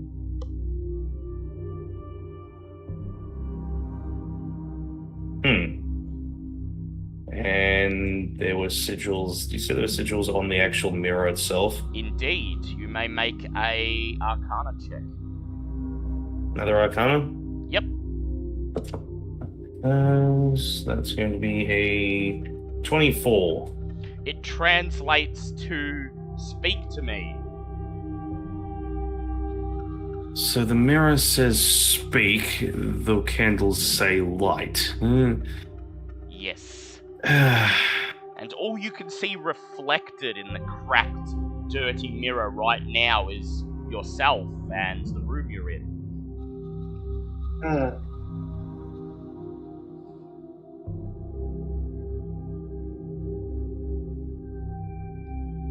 The plot thickens.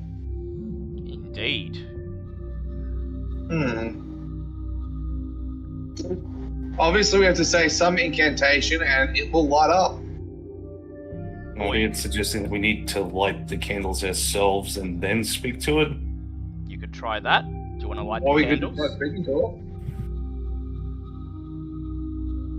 it. So can we inspect the actual, the dried blood? Because Yeah, I would like someone to please make a medicine check. who's got medicine? Ava has +8. Alright, Ava can do it. Okay, which dice do I want to use? The dice that I'm using for her would probably be best. It's 16. Ava flaps her wings. She flies up to the top of the mirror and looks closely at the words piggy, piggy, piggy, touching a smear of blood with one of her fingers. She then flies back down and tells you that the blood is reasonably old. It's been there for quite some time, and it doesn't appear to be human blood. It's the wrong pigment. She would likely, if she had to make a guess, she would suggest pig's blood. She relays that.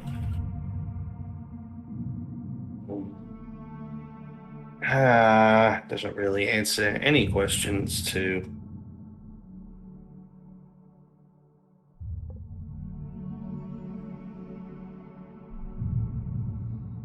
What would you like to do?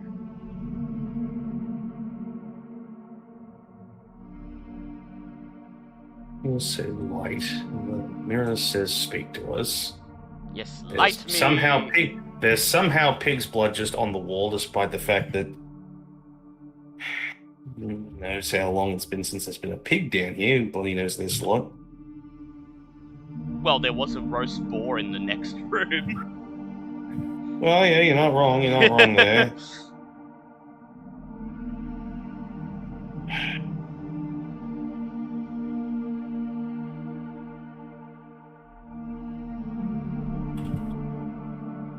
Why would they hide the 6th candle? Yeah, why would they hide the 6th candle? Do we light just the 6th candle? Do we light all 6? Because the candles themselves, you said, was the one with the Conjuration, yeah? Yeah, they all appear to be identical.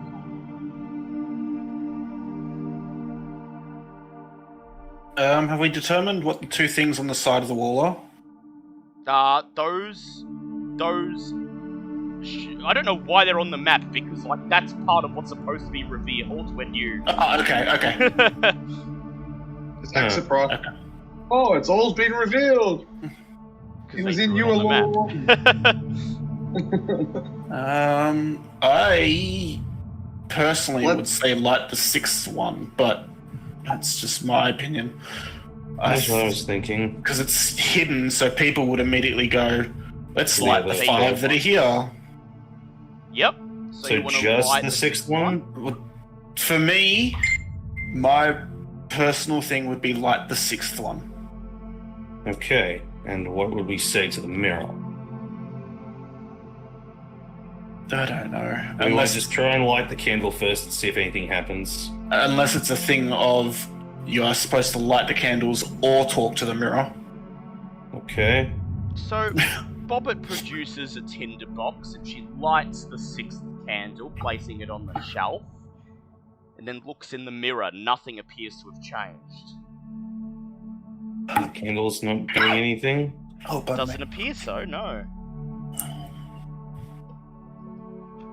Okay, well, there goes my idea. Other than light all of them. Or do we want to try... I don't really particularly want to speak the words that are just on the goddamn wall in pig's blood, but the other... And the other, lead got in this room.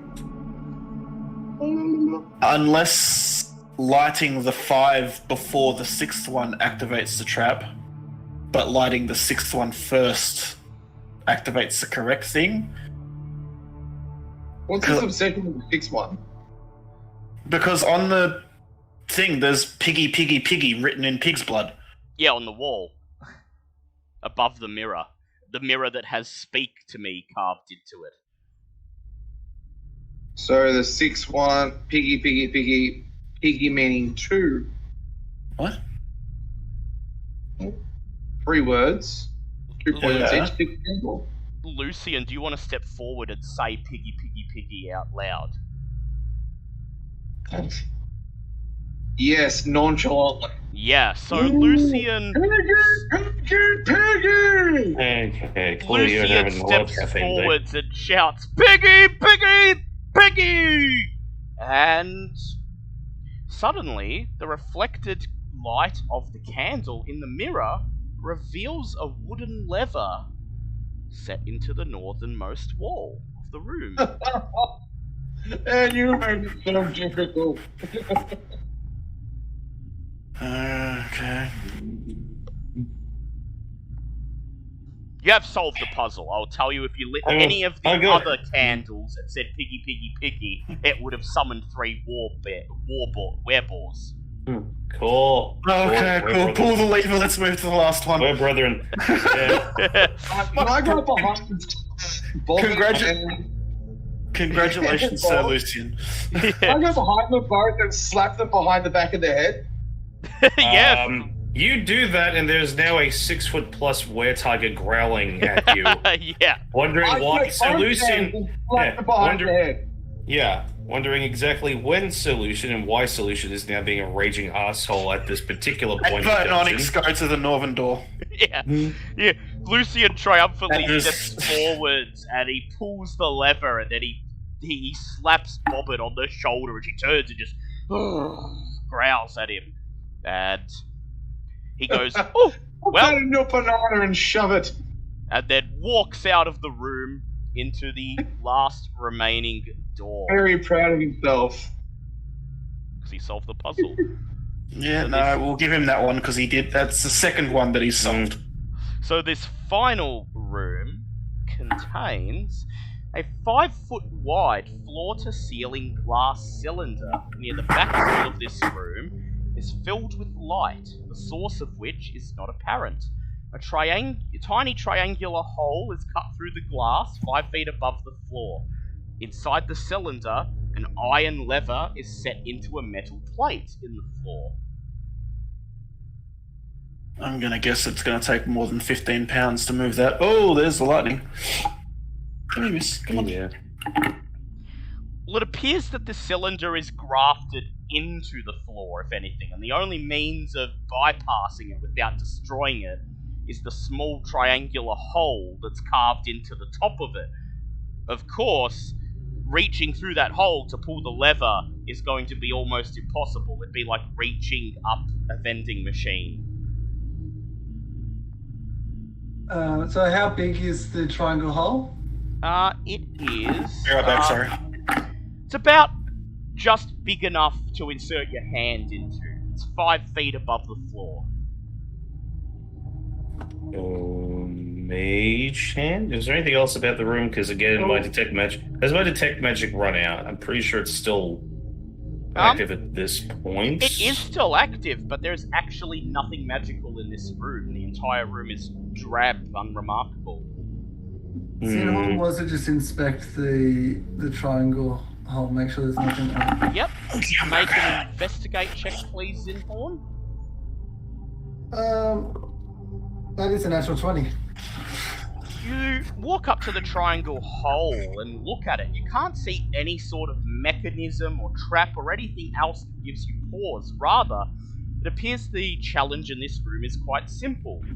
How to pull the lever itself, which is wedged deep within the glass cylinder. So is it like a clear path from the triangle hole to the cylinder, or is it just... There is indeed. There is. You could just reach through it and you're inside the cylinder. It's just that it would be impossible to do with human hand. But, Xenhorn, I believe you have a way around that. I do, and I'm just making sure that it doesn't look like there's no like slicing or dicing or anything that might happen. Nope, doesn't look like it. I'm going to vine in, I guess? Yep. You send your vine through the hole. It snakes through the triangular opening and down into the cylinder. It wraps around the iron lever, and then it tries to pull. The iron lever is too heavy for the vine to move on its own. Could we combine the vine with, say, a mage hand? See if that helps. If you want, or you have a vine of your own. I mean, yeah. I kind of forget. I imagine the thing looks really small now on this like, hanging off the the vine is stump just of like a were little tiger. green noodle hanging off the big buff were-tiger stump. So you step forward, and your own vine snakes in through the opening, wrapping itself around the lever next to Xenhorn's. I'd like both of you to make athletics checks, please. I can do that. It's my athletics. Alright. It's a 19 for athletics. 15. 15, you both pass. Your vines groan with exertion as they pull the lever down with a rattle. When it becomes parallel to the floor, you all hear a loud click, and then the telltale sign of the seal opening outside. You retract your vines, and they are quite pleased with the job they have performed. Hi, Vine! There's another Yeah, growl, but bring she it goes along in, with this one at says- least. Bring it in, says Bobbitt's vine, as Xenhorn's vine snakes through the room to make a high five, and then Bobbitt's vine pulls away and says, too slow! You just watch it, mate. I'm just gonna hold my sword up to them to give them a reward. Because my Yeah, sword give them some actually sunlight. radiates the sun. And we've been down here for multiple days now. You see Yeah. both of them edge ever so slightly closer to the sword, and then there's about the next 60 seconds, both of the vines are just contentedly vibrating above the sword, saying, "Oh, yes, oh, that hits the spot, oh, yes, right there," as they take in the sunlight. I guess we should probably go deal with whatever might turn up in the middle room. And then see what we go from there. Okay. You ready? Oh, that's right. We started at 3:30. We've only been going 2 hours. Yeah. Yeah. Wow, my sense of time is really fucked up at the moment. It's the I blame the heat. storm. I blame the heat. You step out into the center of the room. 3 dolls and the deformed mockery of Bulb remain, but no one else is in the room. You notice that all 5 seals on the skeleton door are now open, and you can see the slots where the skeleton keys are to go. Well, who had the keys? Yeah, who had them? I think they were distributed among us, whoever. Yeah, evenly, yeah. Picked So them I up, think yeah. we'll say you've each got 1. Okay, so going by what these dolls said, they said that the hags are either in the big room caring for whatever's in there, or they might be hunting at the moment. Yes. So there is a chance that if we go through this door, we're fighting whatever's in there, plus a coterie of hags. That is correct. Yeah. How would everyone feel about setting a trap in this room and getting the dolls to speak the hags' names? Oh, it's going to summon them here. Yes. And then you can kill them in here. Oh, I Yes. like that. Let me go through my spells, because I have a few options on holding people in place. I have a spell that would be really good. The only problem is I would need a long rest after this to go into that big room at full capacity. Well, if you have the door open and the hags are dealt with, then presumably you'd be able to take a long rest, because if whatever's on the other side of the door requires the hags to tend it, then it obviously doesn't. Yeah, have I won't the be able to ability do anything without us. Yes. Without them. Potentially, anyway. Because there is, what, 5 of us?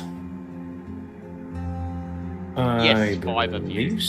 We could each stand in a doorway, and presumably they would appear in the middle of the room if the dolls are standing there and mutter their names, and then we can just rain down anything ranged and then move into position if we so wanted to.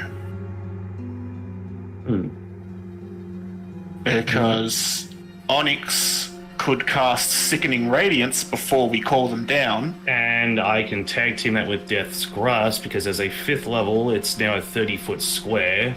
So if they spawn in it, they still need to make the save, because it's when you start your turn. Yeah, when you start Yes. your turn. Yeah, exactly. So, and then as soon as that's done, I can drop it, and the melee fighters can run in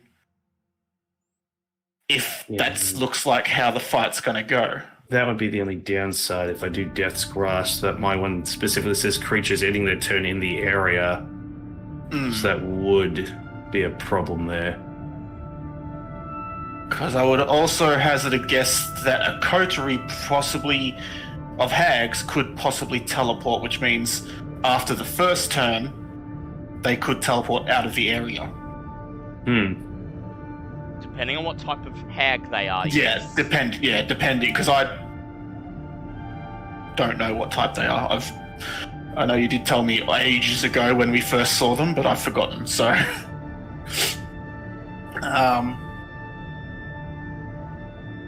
well, you guys consider that. I'll be right back, because I just remembered I left my bedroom window open. Ooh, shit. Oh, Yeah, shit, no, actually. I that's- just realized I left my room's door is actually open. I'm going to quickly go as Yep, well. quick depart. Zinhorn, M1.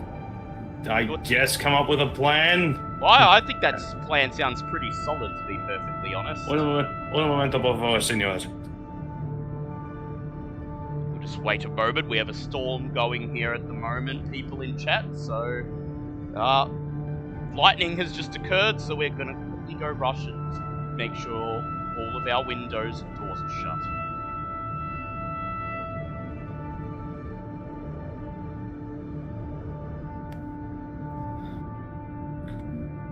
The good thing about not being there is I'm not in a storm, but it is still hot. It is still very hot, yes.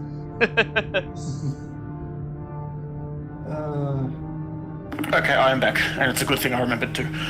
Yep. So, did anyone come up with any other ideas, or? Well, no, I think I think that plan is a solid one. So, Okay. as you come out of the room, you see the doll standing, waiting, and the straw doll with the pin through its head runs up and waves and says, "The seals are open! The seals are open! Quick! Quick, before the hags come!" Speaking of the hags,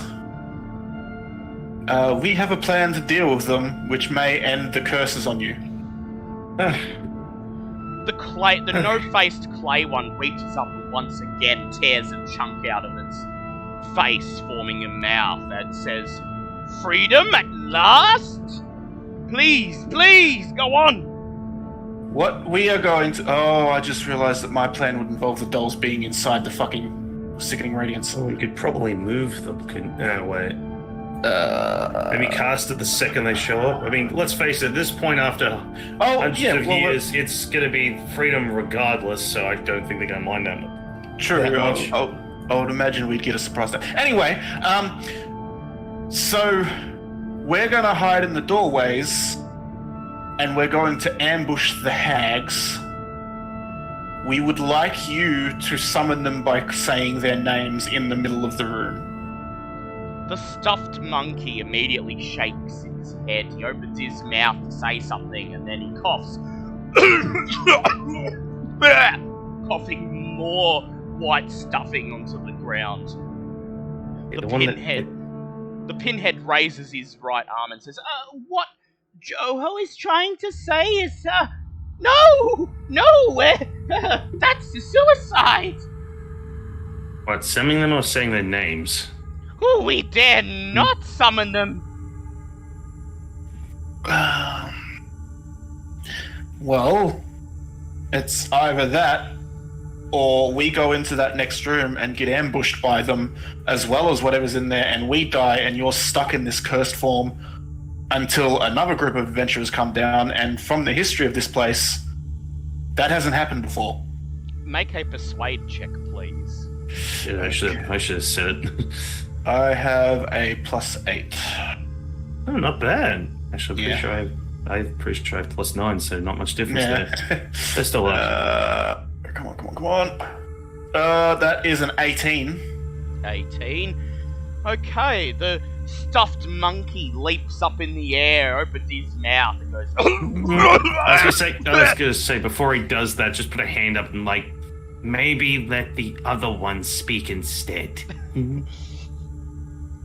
They look at each other, and you can tell they're having a silent conversation as they just stare back and forth between themselves, and back at you, and then back at each other. And then the pinhead nods and says, Fine. You make a good point. Very well. Take your positions, and we will speak their names when you're ready. Okay. Do I have time? Ava? Yep. Oh, sorry. You do your thing first, and I then. was going to say, I know the plan is I'm going to cast Death's Grasp, but do I have time to cast one other spell before we go? Yeah, they won't speak the name until you tell them to. Good, because as we're lining up to get ready, Bobbitt's going to activate her Grim Scythe as well. Because these things have to die. Going to get up my spells that I plan on casting before we start combat. For Good once. thinking. Sickening Radiance 5e. What else am I thinking of casting? Hypnotic Pattern.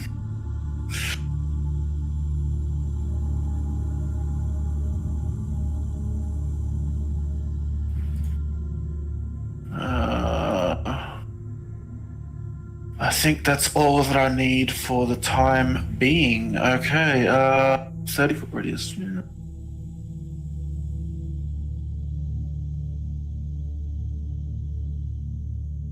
Okay, just let me measure out stuff, because... Go ahead.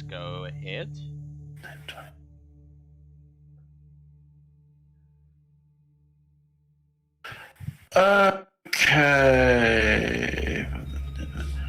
I'm gonna tell the others to stand at least like like here, like 15 feet inside From each room. doorway, yep. Yeah. Do you guys have any preference for which room? Yes, Ava wants to be up here. Yep, so Ava's up there. Ava Onyx lands on the balcony and gets her bow out, waiting to ambush the foe. Yep. Except she's going to be waiting all the way in Yeah, here in the room. for Onyx's shout. Is this room finished, like, with its trap thing? Yes. So there's no, if we go in there, we're going to get subjected to the blender No, bit. you should be fine. You peek through No, the doorway and you see that I was gonna say I need confirmation. Should with you at the moment is a massive red flag. You peek through the door and you see that the ceiling is once again closed up, and there are just splinters of wood and Wonderful. pieces of paper scattered over the floor. In that case, the one-armed were-tiger holding a scythe is going to go position there, ready to cast. Grim hands the second Onyx's signal goes off. Onyx is going to stand here so that no one has to enter this room, because that one seems like it would be constantly be going. Yeah, you'll be drawn to eat that food. I'm going to be here.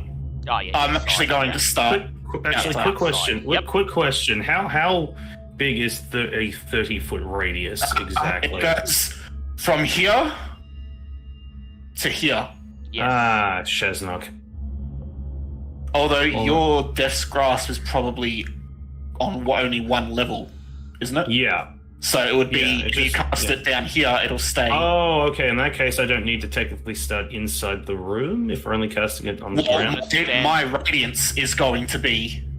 Oh, yeah, because yours goes around corners. Which is what I said, it's only going to be the first turn. Okay. Because then I'm going to immediately... Yeah. Yeah. So I'm going to cast it, yell, and then the next turn I'm going to drop it so that you guys can get into position. Okay. I'm so going to rest after this one because I'm going to... Sinhorn's going to be in the paper room. Yep. Sinhorn nods to everyone and retreats into the paper room.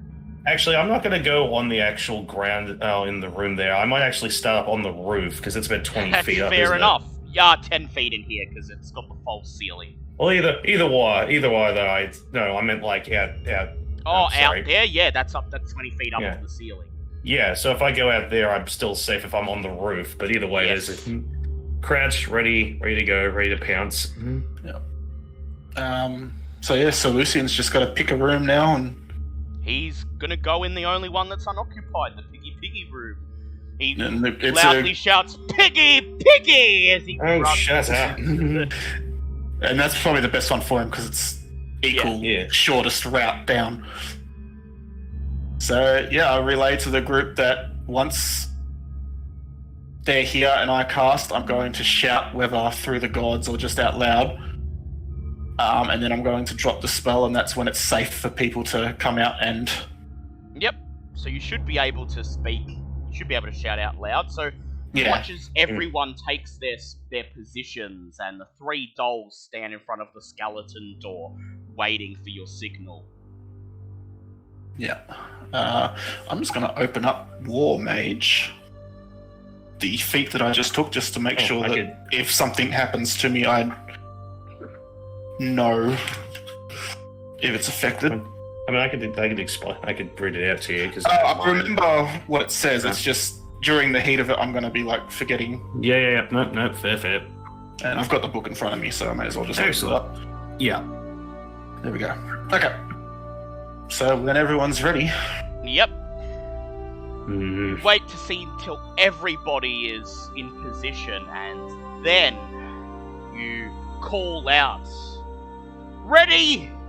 The three dolls step forwards. They nervously look at each other for a moment, and then Pinhead steps forwards and shouts, "Widow Groat!"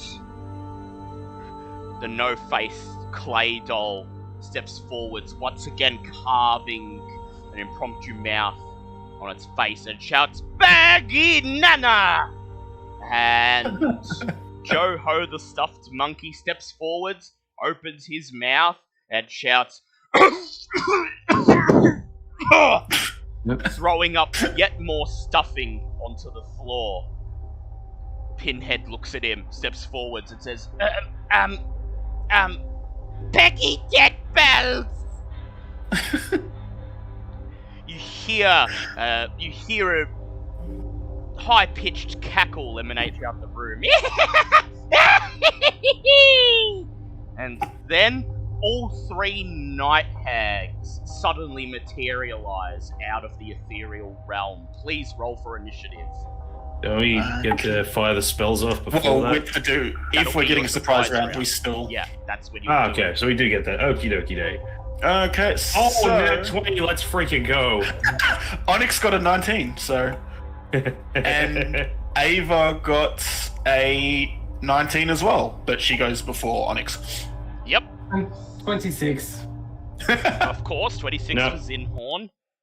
Well, the fact that I rolled a nat 20 and I'm still behind at least half the fucking party.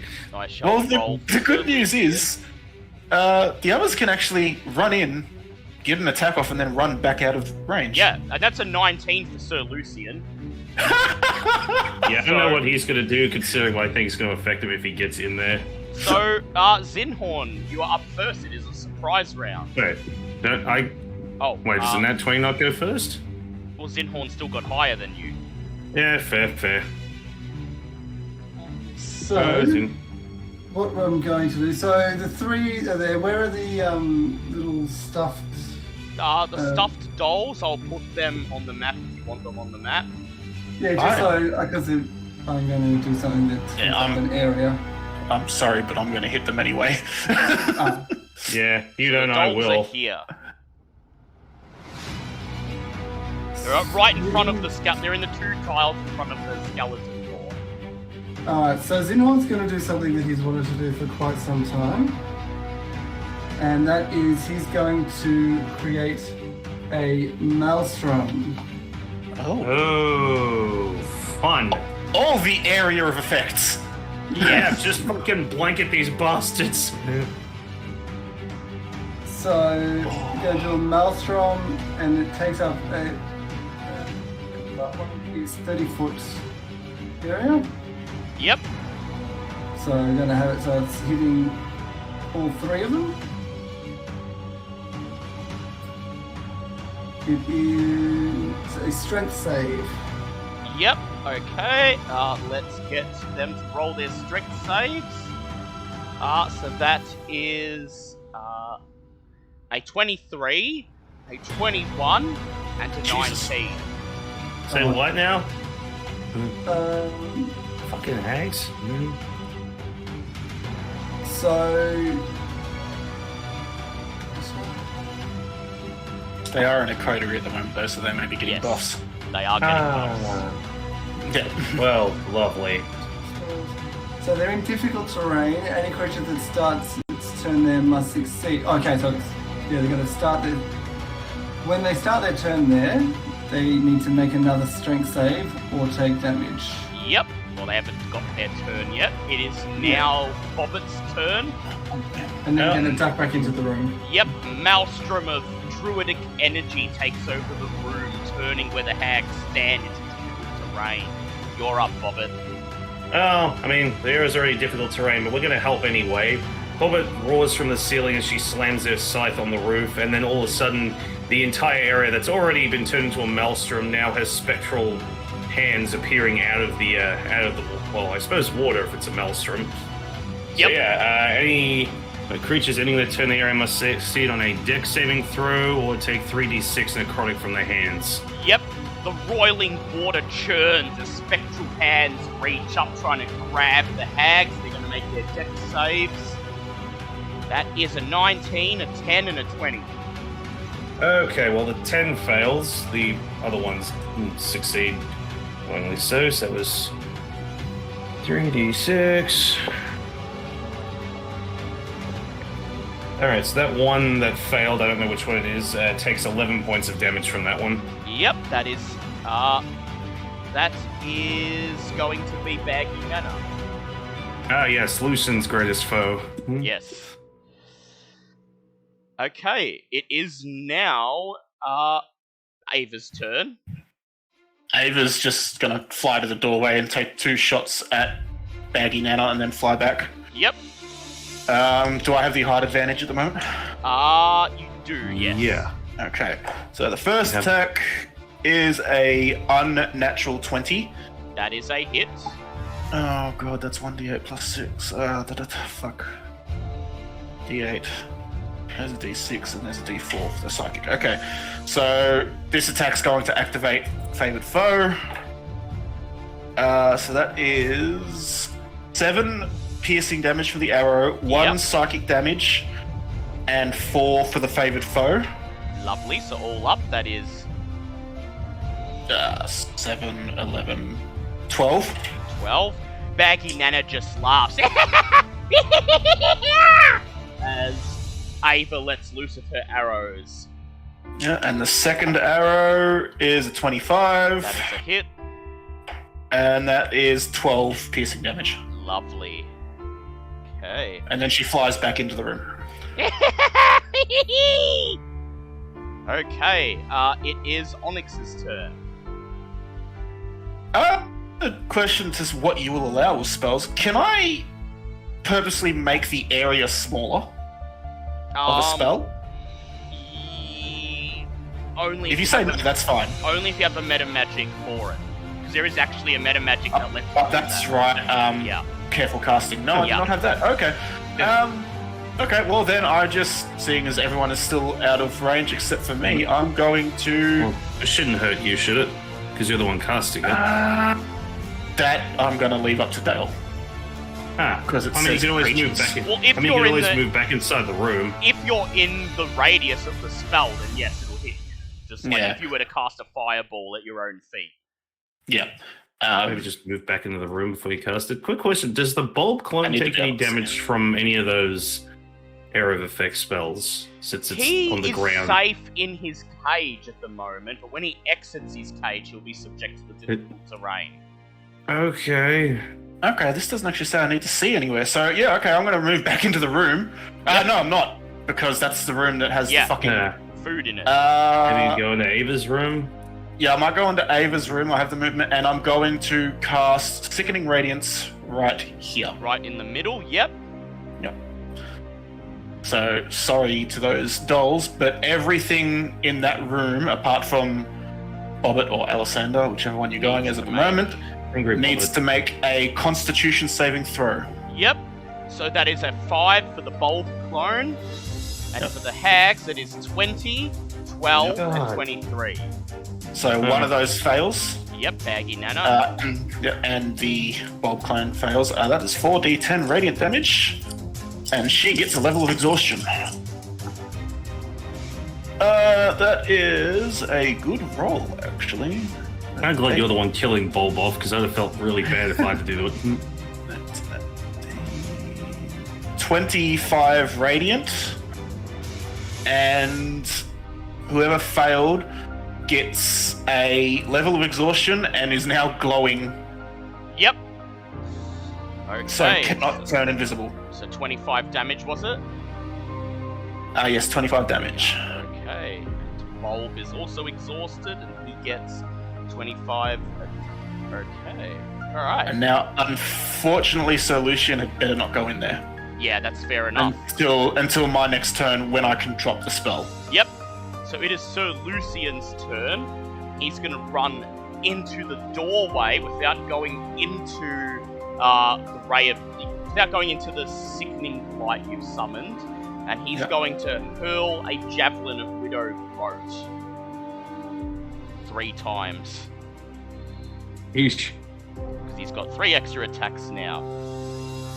And he hits her twice, but not on the third. And deals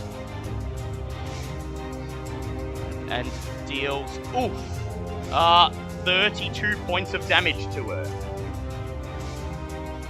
Hurling his javelins as she laughs. Ow! As the javelin hits her.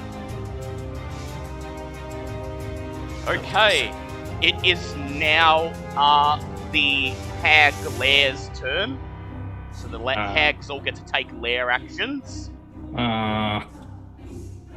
So Baggy Nana is going to look right at Bobbit, and she points at Bobbit and shouts, "Be gotten with you, little whelp!"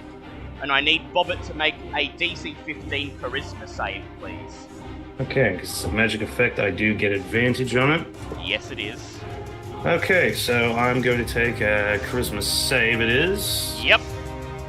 So that's going to be 17 plus 9. Yep. So I believe I'm fine. Did she just try to straight banish my ass? She did. Oh, that's mean. It is Widow Groat's turn, and she is going to choose Sir Lucian, Bobbit, and Onyx, who are the only 3 people she can see. She raises her hands, and she says, "Take a hike!" and starts lifting them off the ground with telekinesis. I'm on the roof. Yeah, we're just that gonna work? lift you off the Right. roof. I need Fair. Alessander, Onyx, and Sir Lucian to make con saves, please. That's a nat 20, so that becomes a 30. Yep. I also rolled a nat 20 thanks to my advantage on magical saves. Alright, let's see how Sir So Lucian mine's only a goes. 20. Mine's only a 23 though. That is a unfortunately. nat 20 for Sir Lucian. Jesus! No! The rules So, of gravity are You ours. lift slightly off the ground and then drop back down, and the hag just goes, "Ah!" It is Peggy Deadbell's turn, and she's going to point at Sir Lucian and say, "Go live with your ego!" And he's going to make a charisma save. Oh no. Fuck. No. Okay. Well, this is where we lose him. He rolled an 8. And Peggy Deadbells laughs. Sir Lucian screams as he is vanished to the ethereal plane. Oh, cool. Well, that's him going for the next at least minute. Okay. Interesting. It is now Zinborn's turn. So was that their turns or? Yeah. That I mean- was their lair action. That was not their turn. Now it's your Oh, turn. God. And their actual turn is after your turn. Oh, God. In that case, nope, that's concentration.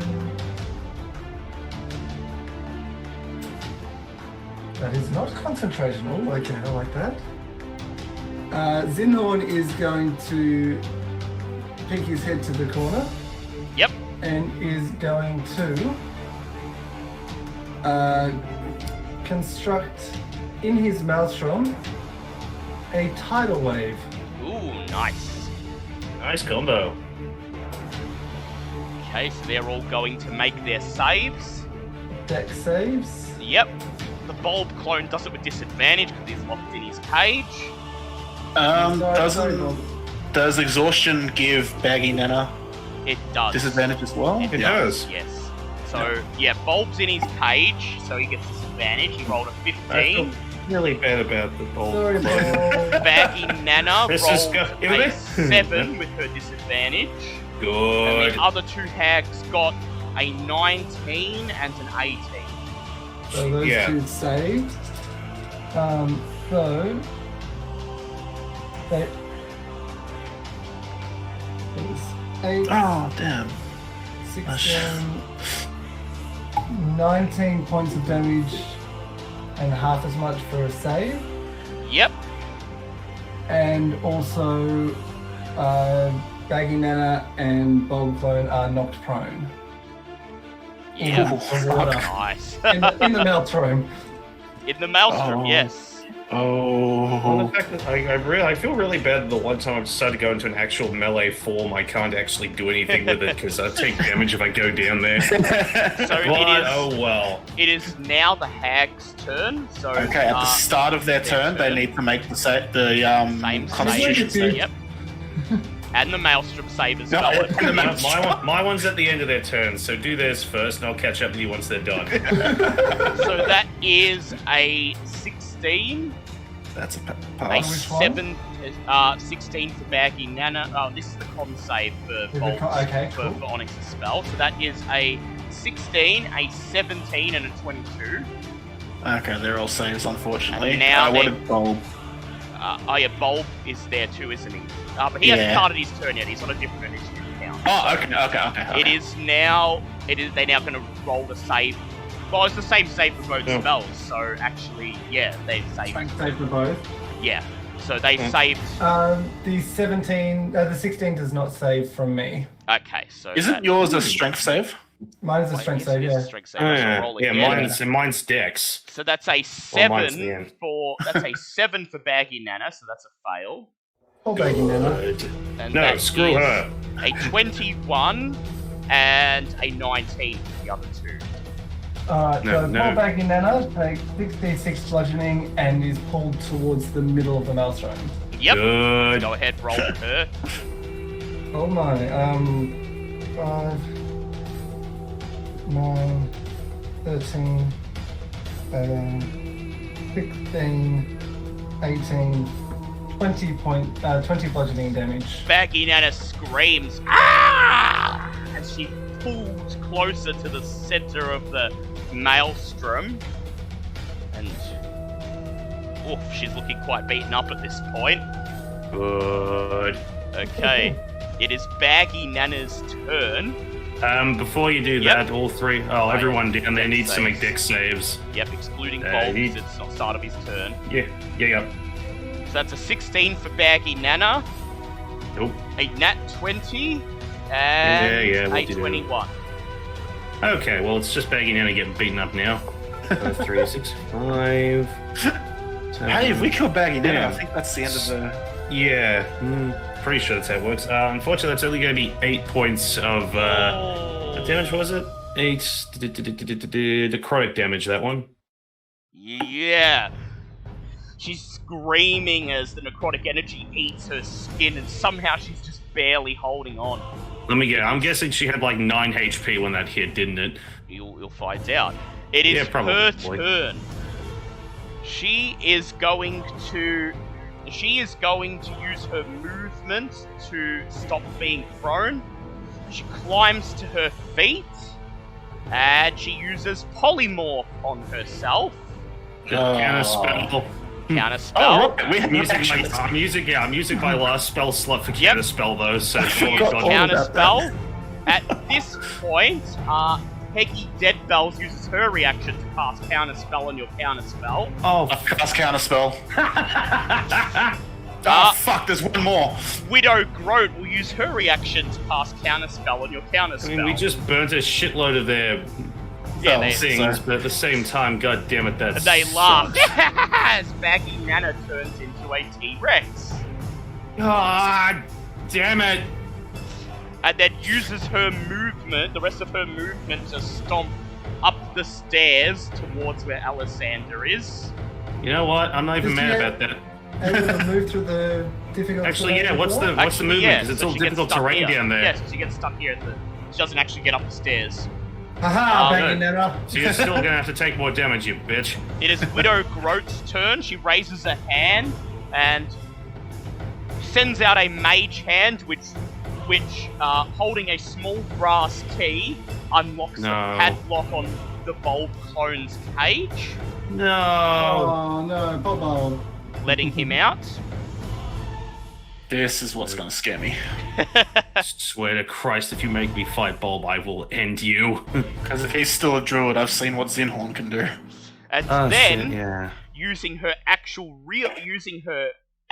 action, she points her finger towards Bobbit and casts Eye Bite. Her eyes That's become an rude. inky void imbued with dread power. She needs Bobbit to please make a wisdom save. Okay, what's the Do we have a thing for what the Yeah, save is? Or I'm am I... just calculating it now because it's different Mm. for a oven. 12 plus int mod plus. Damn it. Okay. I got a 15, but I doubt that's going to be enough. No, because it's 12 plus int mod, which is plus 4, so it's 16. Shit. So, Oh, good. What does that do? okay. She gets to choose one of the following effects for the next Shit. minute, which she is concentrating on, and on each of her turns until the spell ends, she can use an action to target another creature, but can't target a creature again if it has succeeded on the saving throw against Shit. this. Okay. She says, "Have a nap, child!" And Bobbit, you fall unconscious. Oh, fuck. Let me guess. I'm guessing Yep. I'm not. Wait, am I still on the roof, Nope, or you how does this drop, work? you drop off the roof, fall Oh down, god, if I'm and unconscious, I'm gonna lose the fucking. Like, am I still in the were-tiger form? How does that work? no, you're I don't know. unconscious. You are knocked out of your Shit. were-tiger form. You fall off the roof and take Oh, great. 9 points of bludgeoning damage. Would that wake me up? Let me see. Also, that's a non-magical bludgeoning, so that would be halved. Yes, that is half. So that is actually 5 points of bludgeoning. And let me just see if that would indeed wake you up. Sucks. No, it is a magical sleep, and the only way to wake you up is when the spell either runs out or someone uses an action to shake you awake. Oh, good. So Lucian's gone and I'm unconscious. That's. Which one did the banish? It was, I believe, Peggy Deadbells. And which one? And it was Widow that's Actually- now. Actually, Yeah. if that isn't. Is banishment a concentration spell? It is. Yeah, so No, it's They not should be rolling action. for huh? It's not actually the banishment spell, it's a lair action, which you can just banish someone Oh, for... until the next lair action. of course. It is Peggy Deadbell's turn, and she is going to cast. Actually, she's not prone, so she is going to move. Let me see what her movement is, because you have made it quite difficult for them. Oh, whoopie frickin' do. She's going to use her fly speed to fly above the difficult terrain. 5, 10, 15, 20, 25. She can now see Onyx. And she is going to cast Phantasmal Killer on Onyx. Yeah. I need Onyx to make a Wisdom save. It's DC 16. Fuck. Okay, let's see here. Advantage. Oh yeah, it's wisdom. Shit. Woo. That's a 16. I have a 14 and a 15, and my wisdom mod is +1. Yeah, okay, that is Damn a it. pass. She casts Phantasmal fuck. Killer, and you see strange eldritch shapes begin to form around you, but you shake your head and dispel them. Mhm. Okay, it is Oh. it is now Bobbit's turn. Well, I'm unconscious, so. Yep, so it is now Bulb Clone's turn. Bobbit was on the ground, wasn't she? Yes. My spell's still up. Yep, so Oh, she still cool. gets her turn, and because she's unconscious, I'm sorry. she makes all those saves with disadvantage. Wait, wouldn't it cancel out because I have saves against magic? Oh, Oh, advantage yeah. against magic Well, yes, saves? so yeah, just normal. Okay, so this is now officially backfired.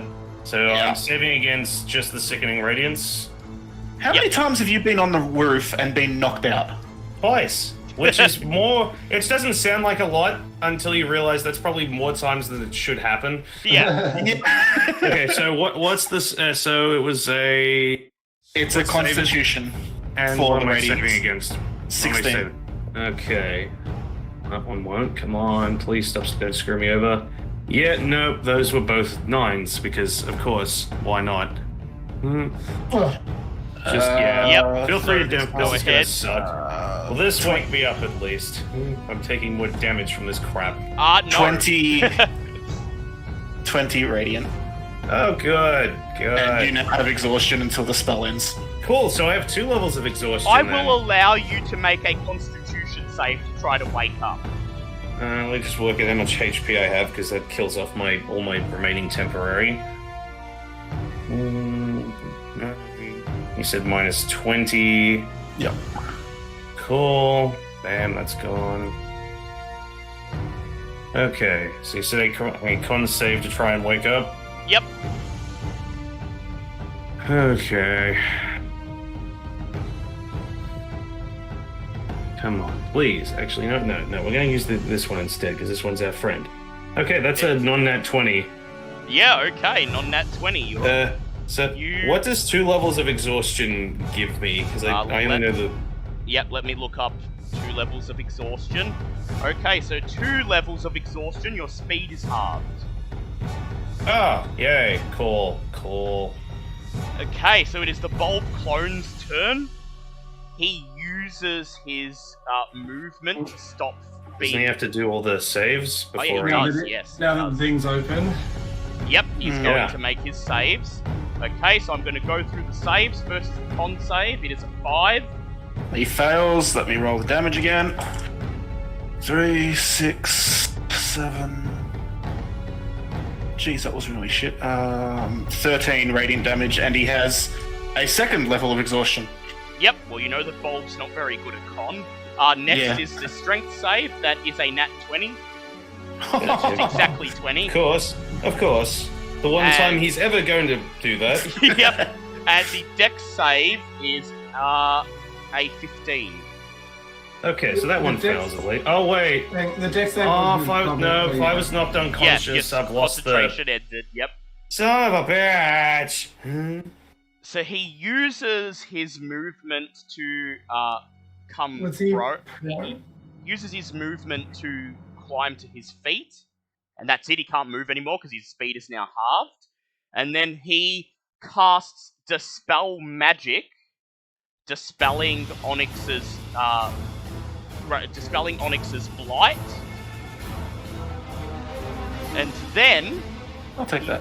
reaches into his coat and he pulls out a small little wilted flower and tosses it over the room so that it lands in the room behind Bobbit. And then that's the end of his good. turn. Bobbit, you don't have that second level anymore The what now? because the spell's gone, so Yeah. you don't have that second level. Okay, so I'm still down, And so I've nor only does got the Bolt. one. Yeah. Nor does Bob, and nor Either does way. Nano. I'm Yeah. just annoyed because I set myself up so I could do like melee stuff, and I've lost all of that now. I have to start again, which would take like 2 whole turns just to set up, which is annoying as all shit. It is Zinhorn's turn. Uh, Oh, sorry, it is Ava's turn. yeah, I was very confused then. Okay, Ava is going to fly forward to the door, and shooting through the door, she's going to target the T-Rex because she's going Yep. to try and break concentration. Yep. So, does she have the height advantage here? Oh, because She does. Actually, Does? well, Okay. a T-Rex is as tall as her, so no. no. Okay, well, either way, that's 20, unnatural. Yep, so that is a hit. Yep. Okay, so that was the one that she favored foed. So, why do you keep rolling ones on the fucking D8? 7 piercing, 2 psychic, 5 favored foe. So that becomes 9, 14 damage altogether, 14 damage. which means she has to make a 10 Constitution save. She's gonna roll that, and that is an 11. Son of a bitch! And then a second attack is a 25. 25, that is a hit. Roll the damage. And that's 10 damage. 10 So, damage. Okay. another 10. Yep. Let's roll that. That is a 19. Of course. And then Ava's going to fly back into the room. Yep, very well. Fair. Okay, it is Onyx's turn. Onyx is going to run to the doorway. Yep. Then he's going to cast... I'm looking at the wrong character sheet. Chaos Bolt at 3rd level. And he's also going to spend 3 sorcery point. Yeah, I'm casting at 3rd level, so that's 3 sorcery points. Let me just take that off. To shoot a Chaos Bolt at the T-Rex and at the one that's going to be right in front of me. Yep. Yep. Peggy Deadbelt. Okay, so that's 2 attack rolls. Go ahead. That is a 17 on the T-Rex and a 19 on the hag right in front of me. Both hit. Both hit. Okay, now I need the fault roll. So this is going to be 3d6s. And 2d8s.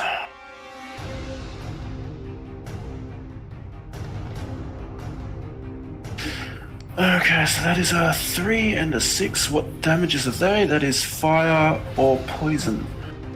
I'm going to take the fire damage. 9, 10, 11, 15, 19. And that is 19 damage to both of them. Fire. Yep. 19 damage to both of them. Nice. Okay. Fire. And that's... I am then... I need to mark off that I use the third level spell slot, sorry. Then I'm going to use my bonus action to summon my shadow right behind Peggy Deadbells. Yep. Then I'm going to walk forward. Can that T-Rex please do its Constitution saving throw? Yep. Just adding stuff. Okay. Yeah, no It's problem. going to do its Constitution save. That is a 29. Of course it is. Onyx is going to walk forward, use his action surge, Yep. and with his Sunblade, he is going to whack Peggy Deadbells twice, hopefully. Head, yes. And that's advantage because it's flanking. That's a nat 20. Yep, nice. Good. Fucking Mess her up. Okay. Booger up. 1d8 plus 1d8 of radiant. Hold on. Wait. No. She is she undead? I don't think she's. She's a hag. Not undead, no, she's a fiend. Okay, so she doesn't get that extra Tragically, 1d8. Tragically. So that is 6 plus 4, 10 plus 2, so 12 radiant damage. 12 radiant damage, yep. Oh, so 24, sorry. 24, yep, okay. Yep. And then second attack. Oh, that was so close to another nat 20. That's 29. 29, that is a hit.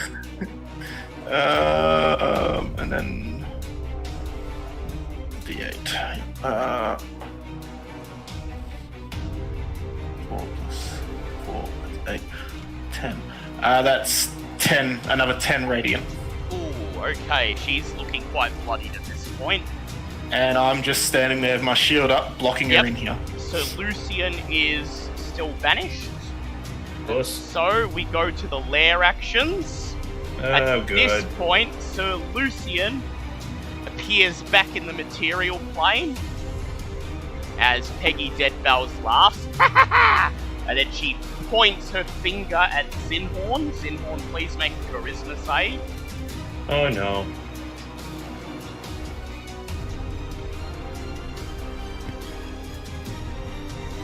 That is a charisma save. That is an 18.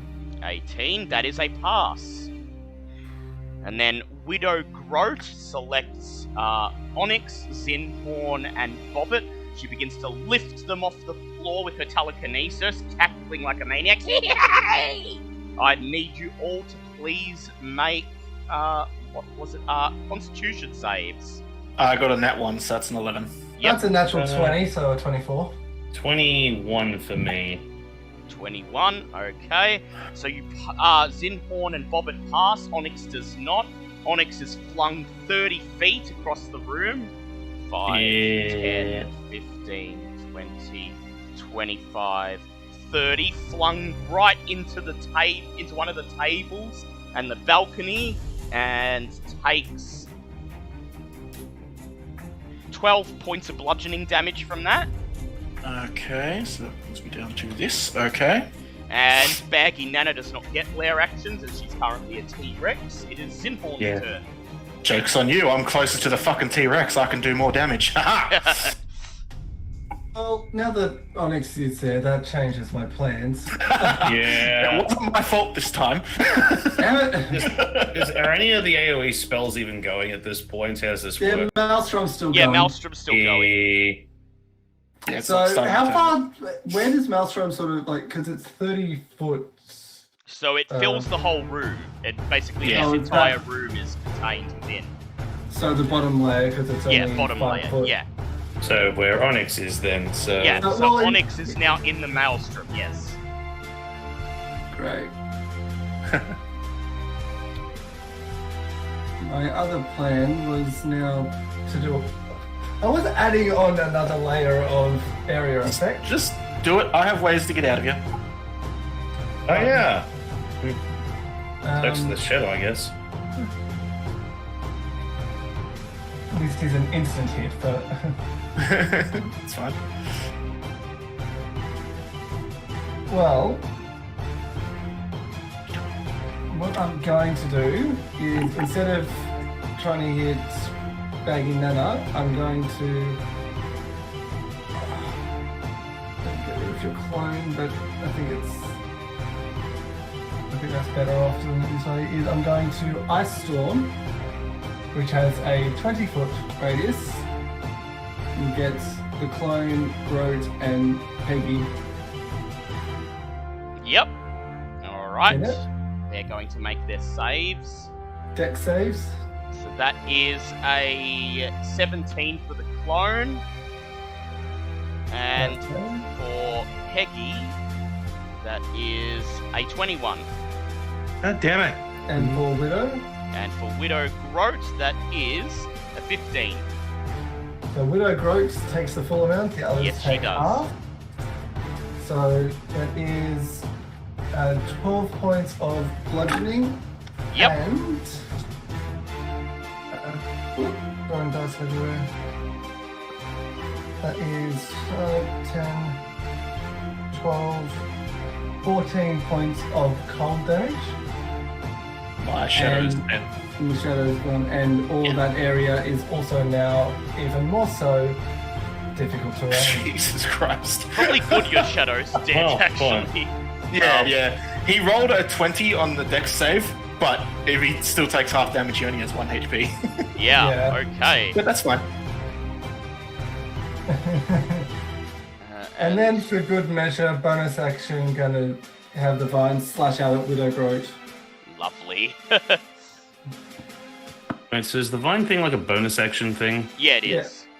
Good, because I also have idea now. What's am I adding on to this again? 4, so that makes it a 16. 16. That is unfortunately not a hit. Your natural hag skin deflects the blow. Okay. And then just duck back into the room a little bit and duck down so I'm out of sight. Yep, very well. Okay. It is the enemy's turn. Baggy Nana the T-Rex charges up the stairs. So, Don't they have to do the Strength saves? Yeah. Oh yeah, it does, yes. Save before you're right. Maelstrom. Let's see. Come on, please, just so fail for a once so you strength can. save, that is a... Oh, it's a T-Rex. It's not 27. gonna fucking. Yeah, it's a 27. It Yeah. roars and charges up to Bobbit, and it goes for a bite attack. Ah, this will stick. Wait. That is a nat 20. Okay, first question first. Yeah. None of. Because it's a regular ass T-Rex, nothing it's gonna do is gonna be considered magical, is it? Nope. Good. But it's still a nat 20, so it's just... I'm just Nice. trying to take whatever fucking grim silver linings I can get out of this So that is situation. 45 piercing damage as it bites into Wait, you. isn't that hard? Because Nah, No, because it would have been double. because it was a crit, so it doubled. Yeah. so it got 45 normally. Yeah, Yeah. a T-Rex's bite is like 60 12s or something. 4d12 plus 7, yeah. Yeah. Um, For fuck's sake. You are now restrained, held in Yeah. the T-Rex's mouth. It's then going to make a tail attack on Onyx. Yep. And that is a 25. No, that would equal my armor class. Yeah, don't worry. Yep. So Onyx, you take 24 points of bludgeoning damage. Okie doke. Widow Groat is up next. And she is going to cast... Strength save. Oh yeah, she needs to make a strength save first. That is correct. Out of 3rd level spell slots entirely, because of all the counter spells that you made them use up. That is a 12. Okay. That is 5, God. 9, 13, 13 and 4 is 17. 17. 18 and 24. Ooh, nice. Okay, so that And pulled into the middle. Yep, and she's pulled into the middle, sucked towards the maelstrom. Ah! Okay, she is going to cast. Let's see. She's going to cast a 4th level lightning bolt. Counter spell. Yep, alright, counter spell. She doesn't have any slots left to counter spell. That's her turn done. That's a shame. I'm not trusting a lightning bolt when I'm in water. Yeah, that's entirely fair. I was considering my turn was meant to be next. My whole plan was use Vine to pull you out and then do my own lightning bolt. But hey, I'm being eaten alive, so fuck that plan, am I right? It's Peggy Deadbell's turn, and she's looking quite beaten up. So she shouts, "If I'm going down, I'm taking you with me!" Ha Oh, She good. Oh yeah, Run. suicide bombers. She runs up to Sir Lucian, and she attempts to grapple him. Does she have enough no. with difficult terrain? Well, it's not difficult terrain where she is. Ice Storm got her. Oh, wait, yes it is. Yeah, no, she's still got Yeah. enough room. That means she's got Okay. just Yeah. enough space. Ah! So Oh god, she's going full Sodom on them. She's going to grapple him, and that is a 16 on her athletics. I'm going to roll Nah. his. Now remember, Come he gets on, plus 11. Lucian. Actually, no, he doesn't Yeah, I get. was gonna say. Well, yeah, no, he's proficient, so he gets plus 11. So I'm going to roll for Yeah, him. for the love of God, Sir Lucian, do not fuck this up. He rolled a 4. 4 plus 11 is 15. For fuck's sake! So she grapples job. him. She grapples him, and then she uses plane shift to shift them both into the plane of fire, killing them. Oh, for And Lucian is down. His god sacrifices itself to restore him to life. As cool, so he's now just without a god. he appears At all. once again back in the material plane, looking around and looking a little bit singed, but not worse for wear. It is now Bobbitt's turn. I've had enough with all of this, just this entire goddamn thing. So you know what? I'm in the mouth of a T-Rex. Yeah, pretty much. Just straight up bubble beat his ass. Okay, so I'm stuck inside this T-Rex's mouth, correct? Yes, you are grappled. I can't get out, correct? You could try. It is an escape. No. DC No. 17. I don't want to get out. I'm right where I need to be. Because now we have a T-Rex that can't dodge anything I throw at it. Nice. So, while technically I am restrained, can I use my vine to grab something off of me? Yes. Good! I'm gonna use my vine to grab a bead of fireball off my neck and throw it down its fucking throat. Okay. It's going to roll. Go a ahead, dex save roll a with dex save on disadvantage. the inside, shithead. It's going to roll it with disadvantage, and that is an 11, and you're going to roll yours with disadvantage. I don't care. I'm getting eaten alive regardless. But mine is also a pass though, because that's a 19. Okay, so yep, yours is a pass. It is not. So go ahead and roll your fireball. Take 6 goddamn D6. Burn your insides out. Even if it doesn't kill it, as long as it breaks the fucking concentration. Yeah, it would be Yeah. nice. Yeah, it's weird. I'm pretty sure this is the second time I've done this. Yep. And I'm Hey, Oh, it come works, it on. What works. is that for rolls? That's terrible. So it's Isn't that 19 8d6? points. Is it 8d6 or 60s? Oh, It's the shit. same as lightning bolt. It's 8d6. Oh, 8d6. Yeah, we don't want to both of us to do it. Two Well, more. since- Okay, so roll. Oh, yeah, I can just do a 2d6 then. Alright, so 19 plus 8, so that's 27 points of fire damage. Ooh. Okay, and it's going to make. He's going to make the concentration check. That would be a 16. So how much No, points of fire 18. damage? How much points of fire damage was it? 27. 27. Okay. So, oh, Ow! Okay. Alright. I'm going to roll the concentration save. that's a 13, sorry. It is a 22. Mm-hmm. But the T-Rex is getting closer. T-Rex is looking quite beaten up at this point, so... Yeah, great. I'm still stuck inside the damn thing, so we'll be... Is now Bold Clone's turn. He Strength casts... save. Yep, he's going to make his save. Strength save, which he's not good at. That's a nat 1. Good. 4, 8, 11, 14, 14. 17, and 2 is 19. Okay, 19. Alright, he casts Transport via Plants, reaches into his coat, pulls out another wilted daisy and touches it, and appears in the room behind Bobbit. You fucker, I always wanted Bob to do that. Fuck you. And then he uses his movement to run up behind where Bobbit is grappled by the And T-Rex. Bobbit's inside of T-Rex's mouth, so... And he uses his bonus action to cast Flame Blade, Oh, good. which he can't Well. attack. So he can't attack, but No. he has conjured the Flame Blade. It's come into existence, spurting out of his hand. It is now Ava's turn. Ava is going to fly to the doorway, Yep, make 2 shots at the T-Rex. yep. Not advantage, so I'm just going to roll the 2 dice and see what I get. 24 and 16. Let me see. I believe they both hit. Yes, they do. They both hit. Okay, so the first attack is... That's a better physical... Oh, pardon me. Jeez.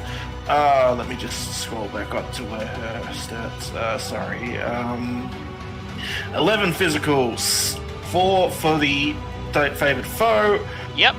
and 1 for the psychic, so that's 16. 16. Nice. Very nice indeed. A 10 constitution save, please. Yep. Let me see. Come on, T-Rex. That is a 21. T-Rexes fucking have damn very it. good con.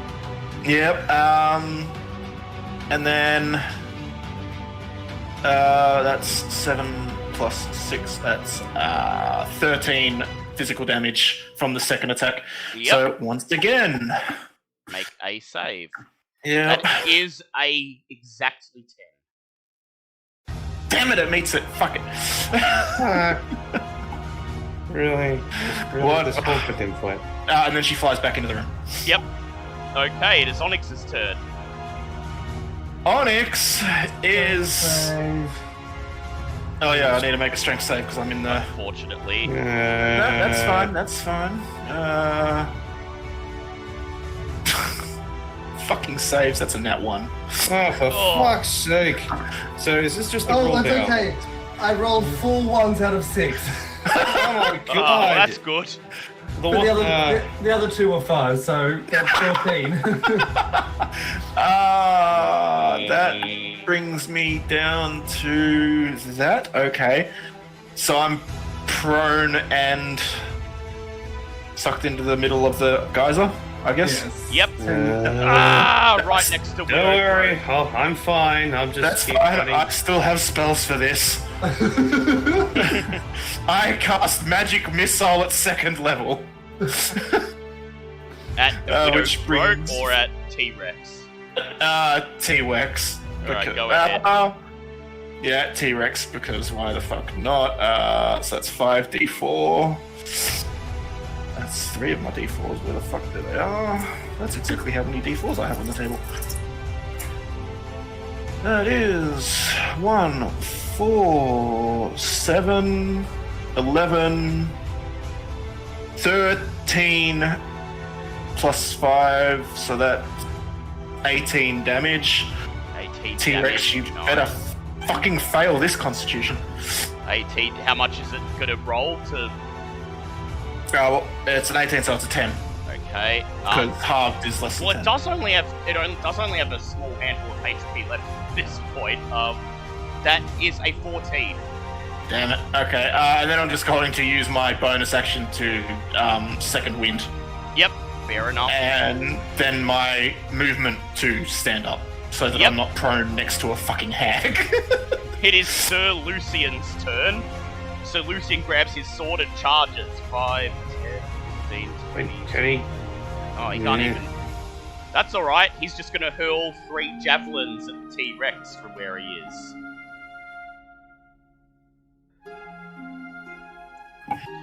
Okay, that is a hit all 3 times.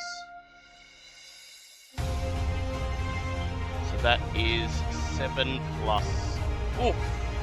Okay, he deals 41 points of damage to the T-Rex, Jesus Christ. hurling his javelins at it.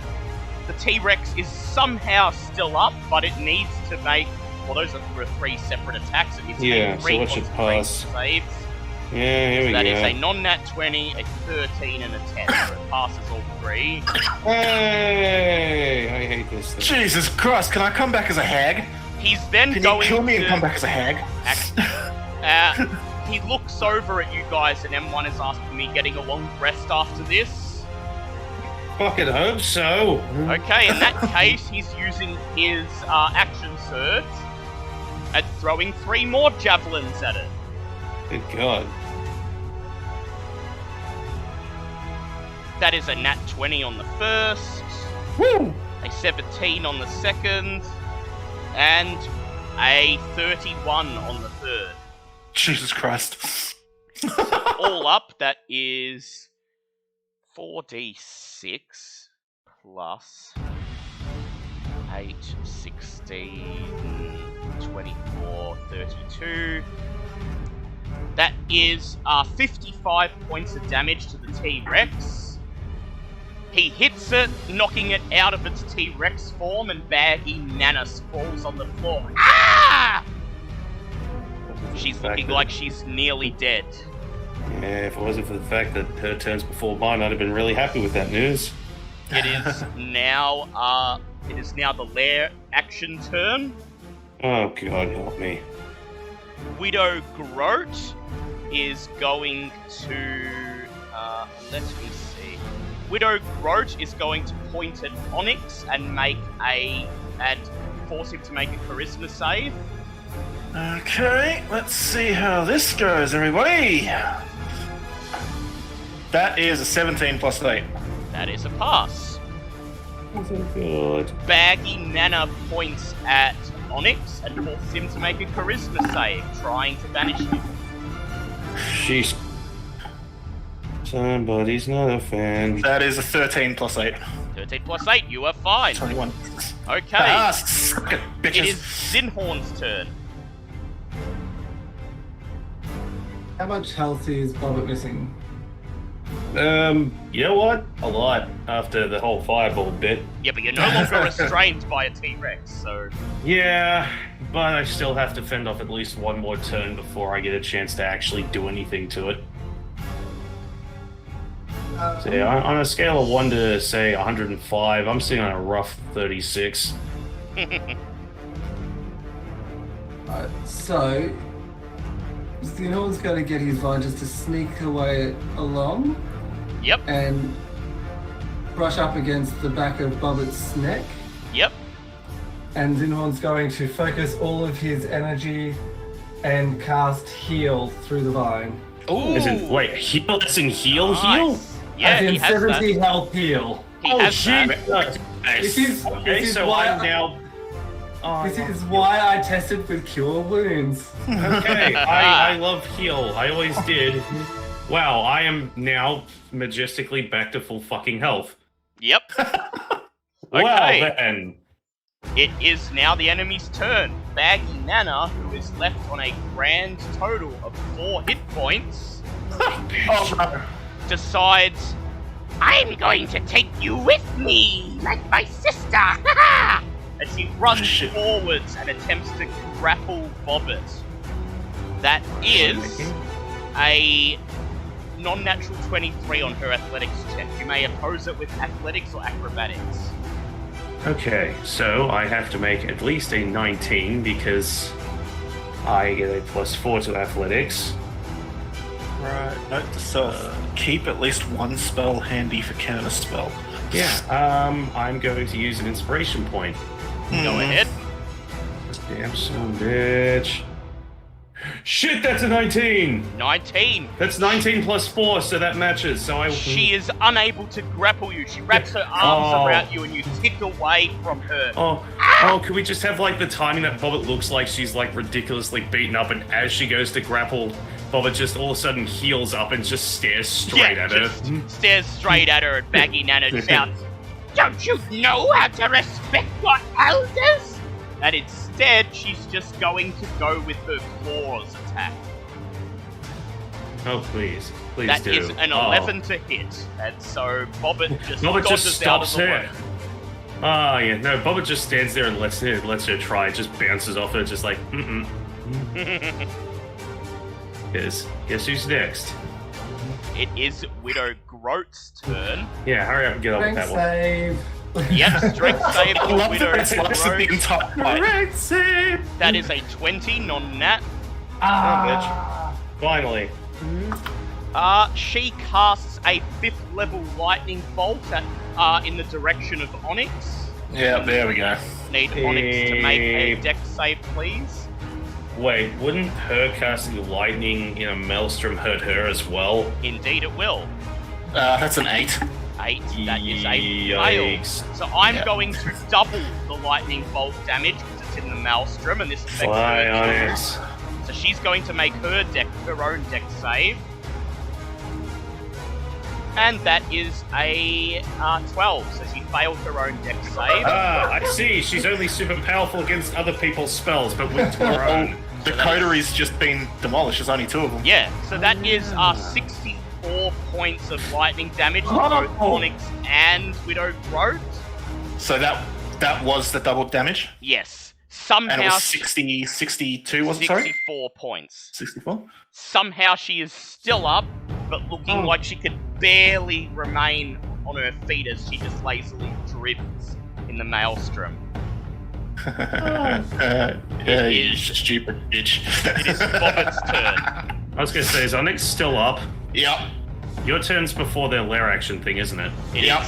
Good, I will happily leave it to you, because Bobbit is now standing there over an incredibly wounded-looking hag with a very, very angry look, blank look on her She face has and a 4 stick. HP left. Good! So There's all I also have to do a clone there. Yeah, we'll cross that bridge when we come to it. First things first, though, Bobbit is going to, with just a free action to talk, just look at Baggy Nana and go, "Are you the one that stole Bulb's feather?" She looks at you and she says, "Pluck one from the owl, put in the cauldron, boil, toil, double and trouble." He gets halfway through that sentence and Bobbit clocks her over the head with a 22 to hit.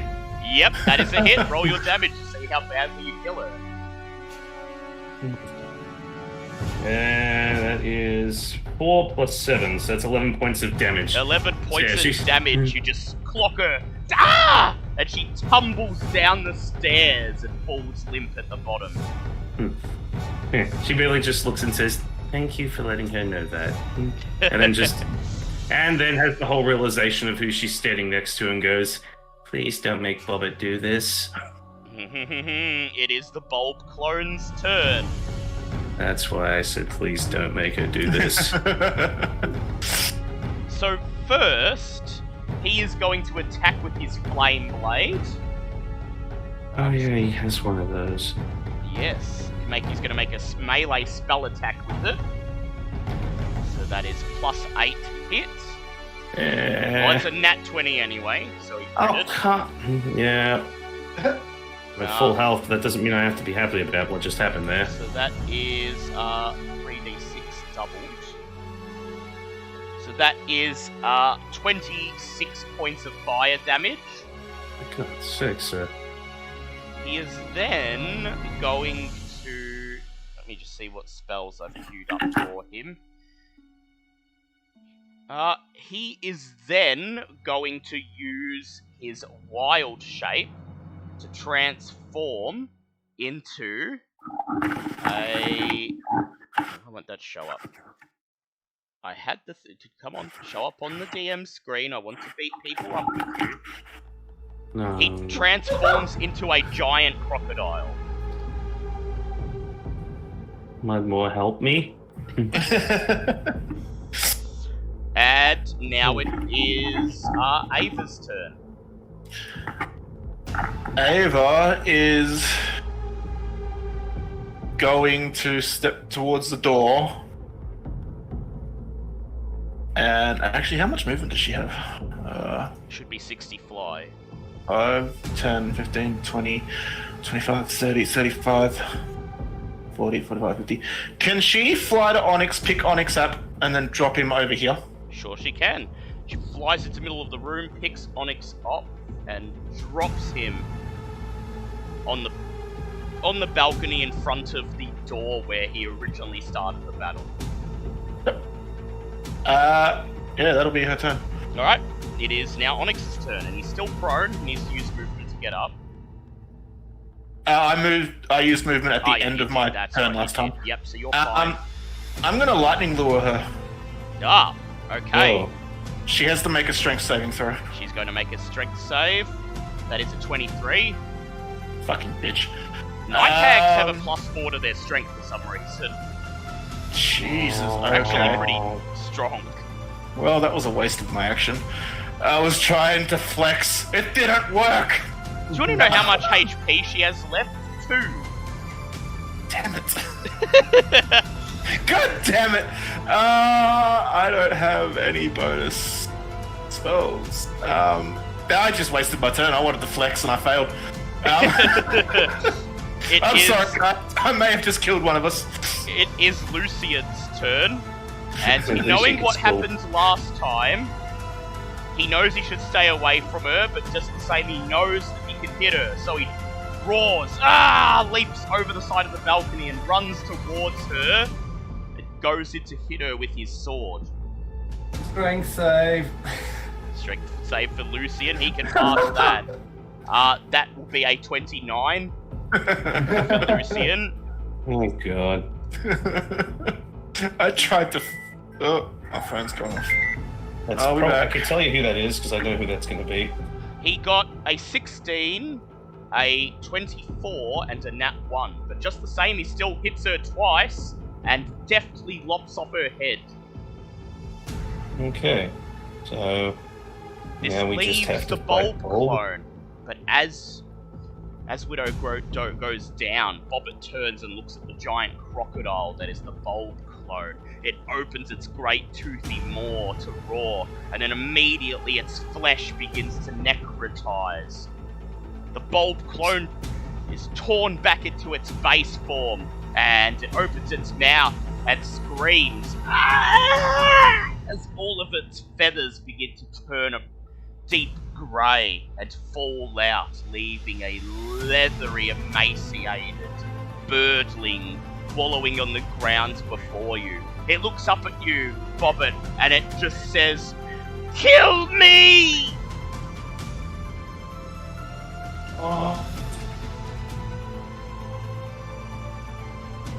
Bobbit is, with the absolute regret, pulls out these small daggers she just has on her and just looks and goes, "We're gonna bring you back properly next time, Bobbit promises." And just stabs it. Stabs it, you lean down, and in a deft motion slit the creature's throat. It gurgles once, falls to the floor, twitches, and then ceases to move. Combat is over. Bobbit cries and will continue to do so until she can't anymore. Why? There's just a small child. Well, I mean, she's technically an adult body, but essentially a small child cradling the remains of the second time in her Bulb life, has the died. remains of Bulb. As Bobbit weeps, she looks around the room. 2 dead hags floating in the shallow dregs of what remains of Zinhorn's maelstrom. And in front of the skeleton door, 3 small piles of fabric and wood, the remains of the 3 dolls their souls finally free to be sucked into the Soulmonger in the next room. Yep. I presume we survived. Bobbit had to kill put down Bulb. Oh, And now there's 2 See. bulbs in the Soulmonger. which is gonna make my explanation really interesting if Bob comes back. Yeah. And so I think that's a good point to leave this week's session. I believe so. Yay, Bobbit having a mental breakdown. Always a good stop for the night. I would like Remy to please roll a D100. Oh, son of a bitch. Don't put this on me. You know my fucking luck. Oh, Oh god, could you imagine if Bobbit actually kills off Bulb once and for all? No. Looks like it was an 84. 84. Both bulbs are safe. Well, as far as you could consider safe to be in such a place. We in have the no idea. Soulmonger. The attendants of the Soulmonger, of the Death God, have been slain. The final foe in the dungeon. You are alone, free to take a long rest and prepare for what awaits beyond the skeleton door. The Soulmonger and the Death God. Xenholm's going to summon an air elemental to study that in the long rest. Or before Yep, the long that rest. is fair enough. Bobbit has things she's going to do. We'll wait till the next session to get onto that. That's probably fair. I will ask though, does the thing that was the Bulb clone, does that have blood? Indeed, it does have blood. I'm going to file that away for later. And so, thus concludes this week's session. Our heroes have entered the Cradle of the Death God, defeated its attendants, and next session, the finale of Tomb of Annihilation, where they step into the chamber of the Atrapel and test their might against the Soulmonger, the Death God, and its terrible creator, Asarak, in a battle that will decide the fate of the entirety of the Forgotten Realms. We won't be having D&D next week, but we will be back the week after that for the final session of the year, and indeed the final session of this module. The campaign may not be over. I do have some material prepared for after it. Unless, of course, we all die horribly, which, Unless given you all today's die efforts, horribly, and it's entirely possible. even if you succeed, I'll still give you the choice as to whether you wish for that to be the end of the campaign or if you wish to continue on. But we're not going completely radio silent next week. Next Friday, we are coming back for the second session of our Vampire the Masquerade, the Chicago Chronicles campaign. In fact, the first proper session of the campaign, with the one we played recently just being the prologue. And so you have that to look forward to next week. The beginning of one campaign, and then the week after, the possible end of another. It is the time of the Ouroboros here at Dungeons and Dragons. Until then, respect your elders. Strength save! No. Goodbye, everyone. No. Fuck them. Everybody strength save! Strength save. Bye. Woo! Bye, everyone. Bye! Bye.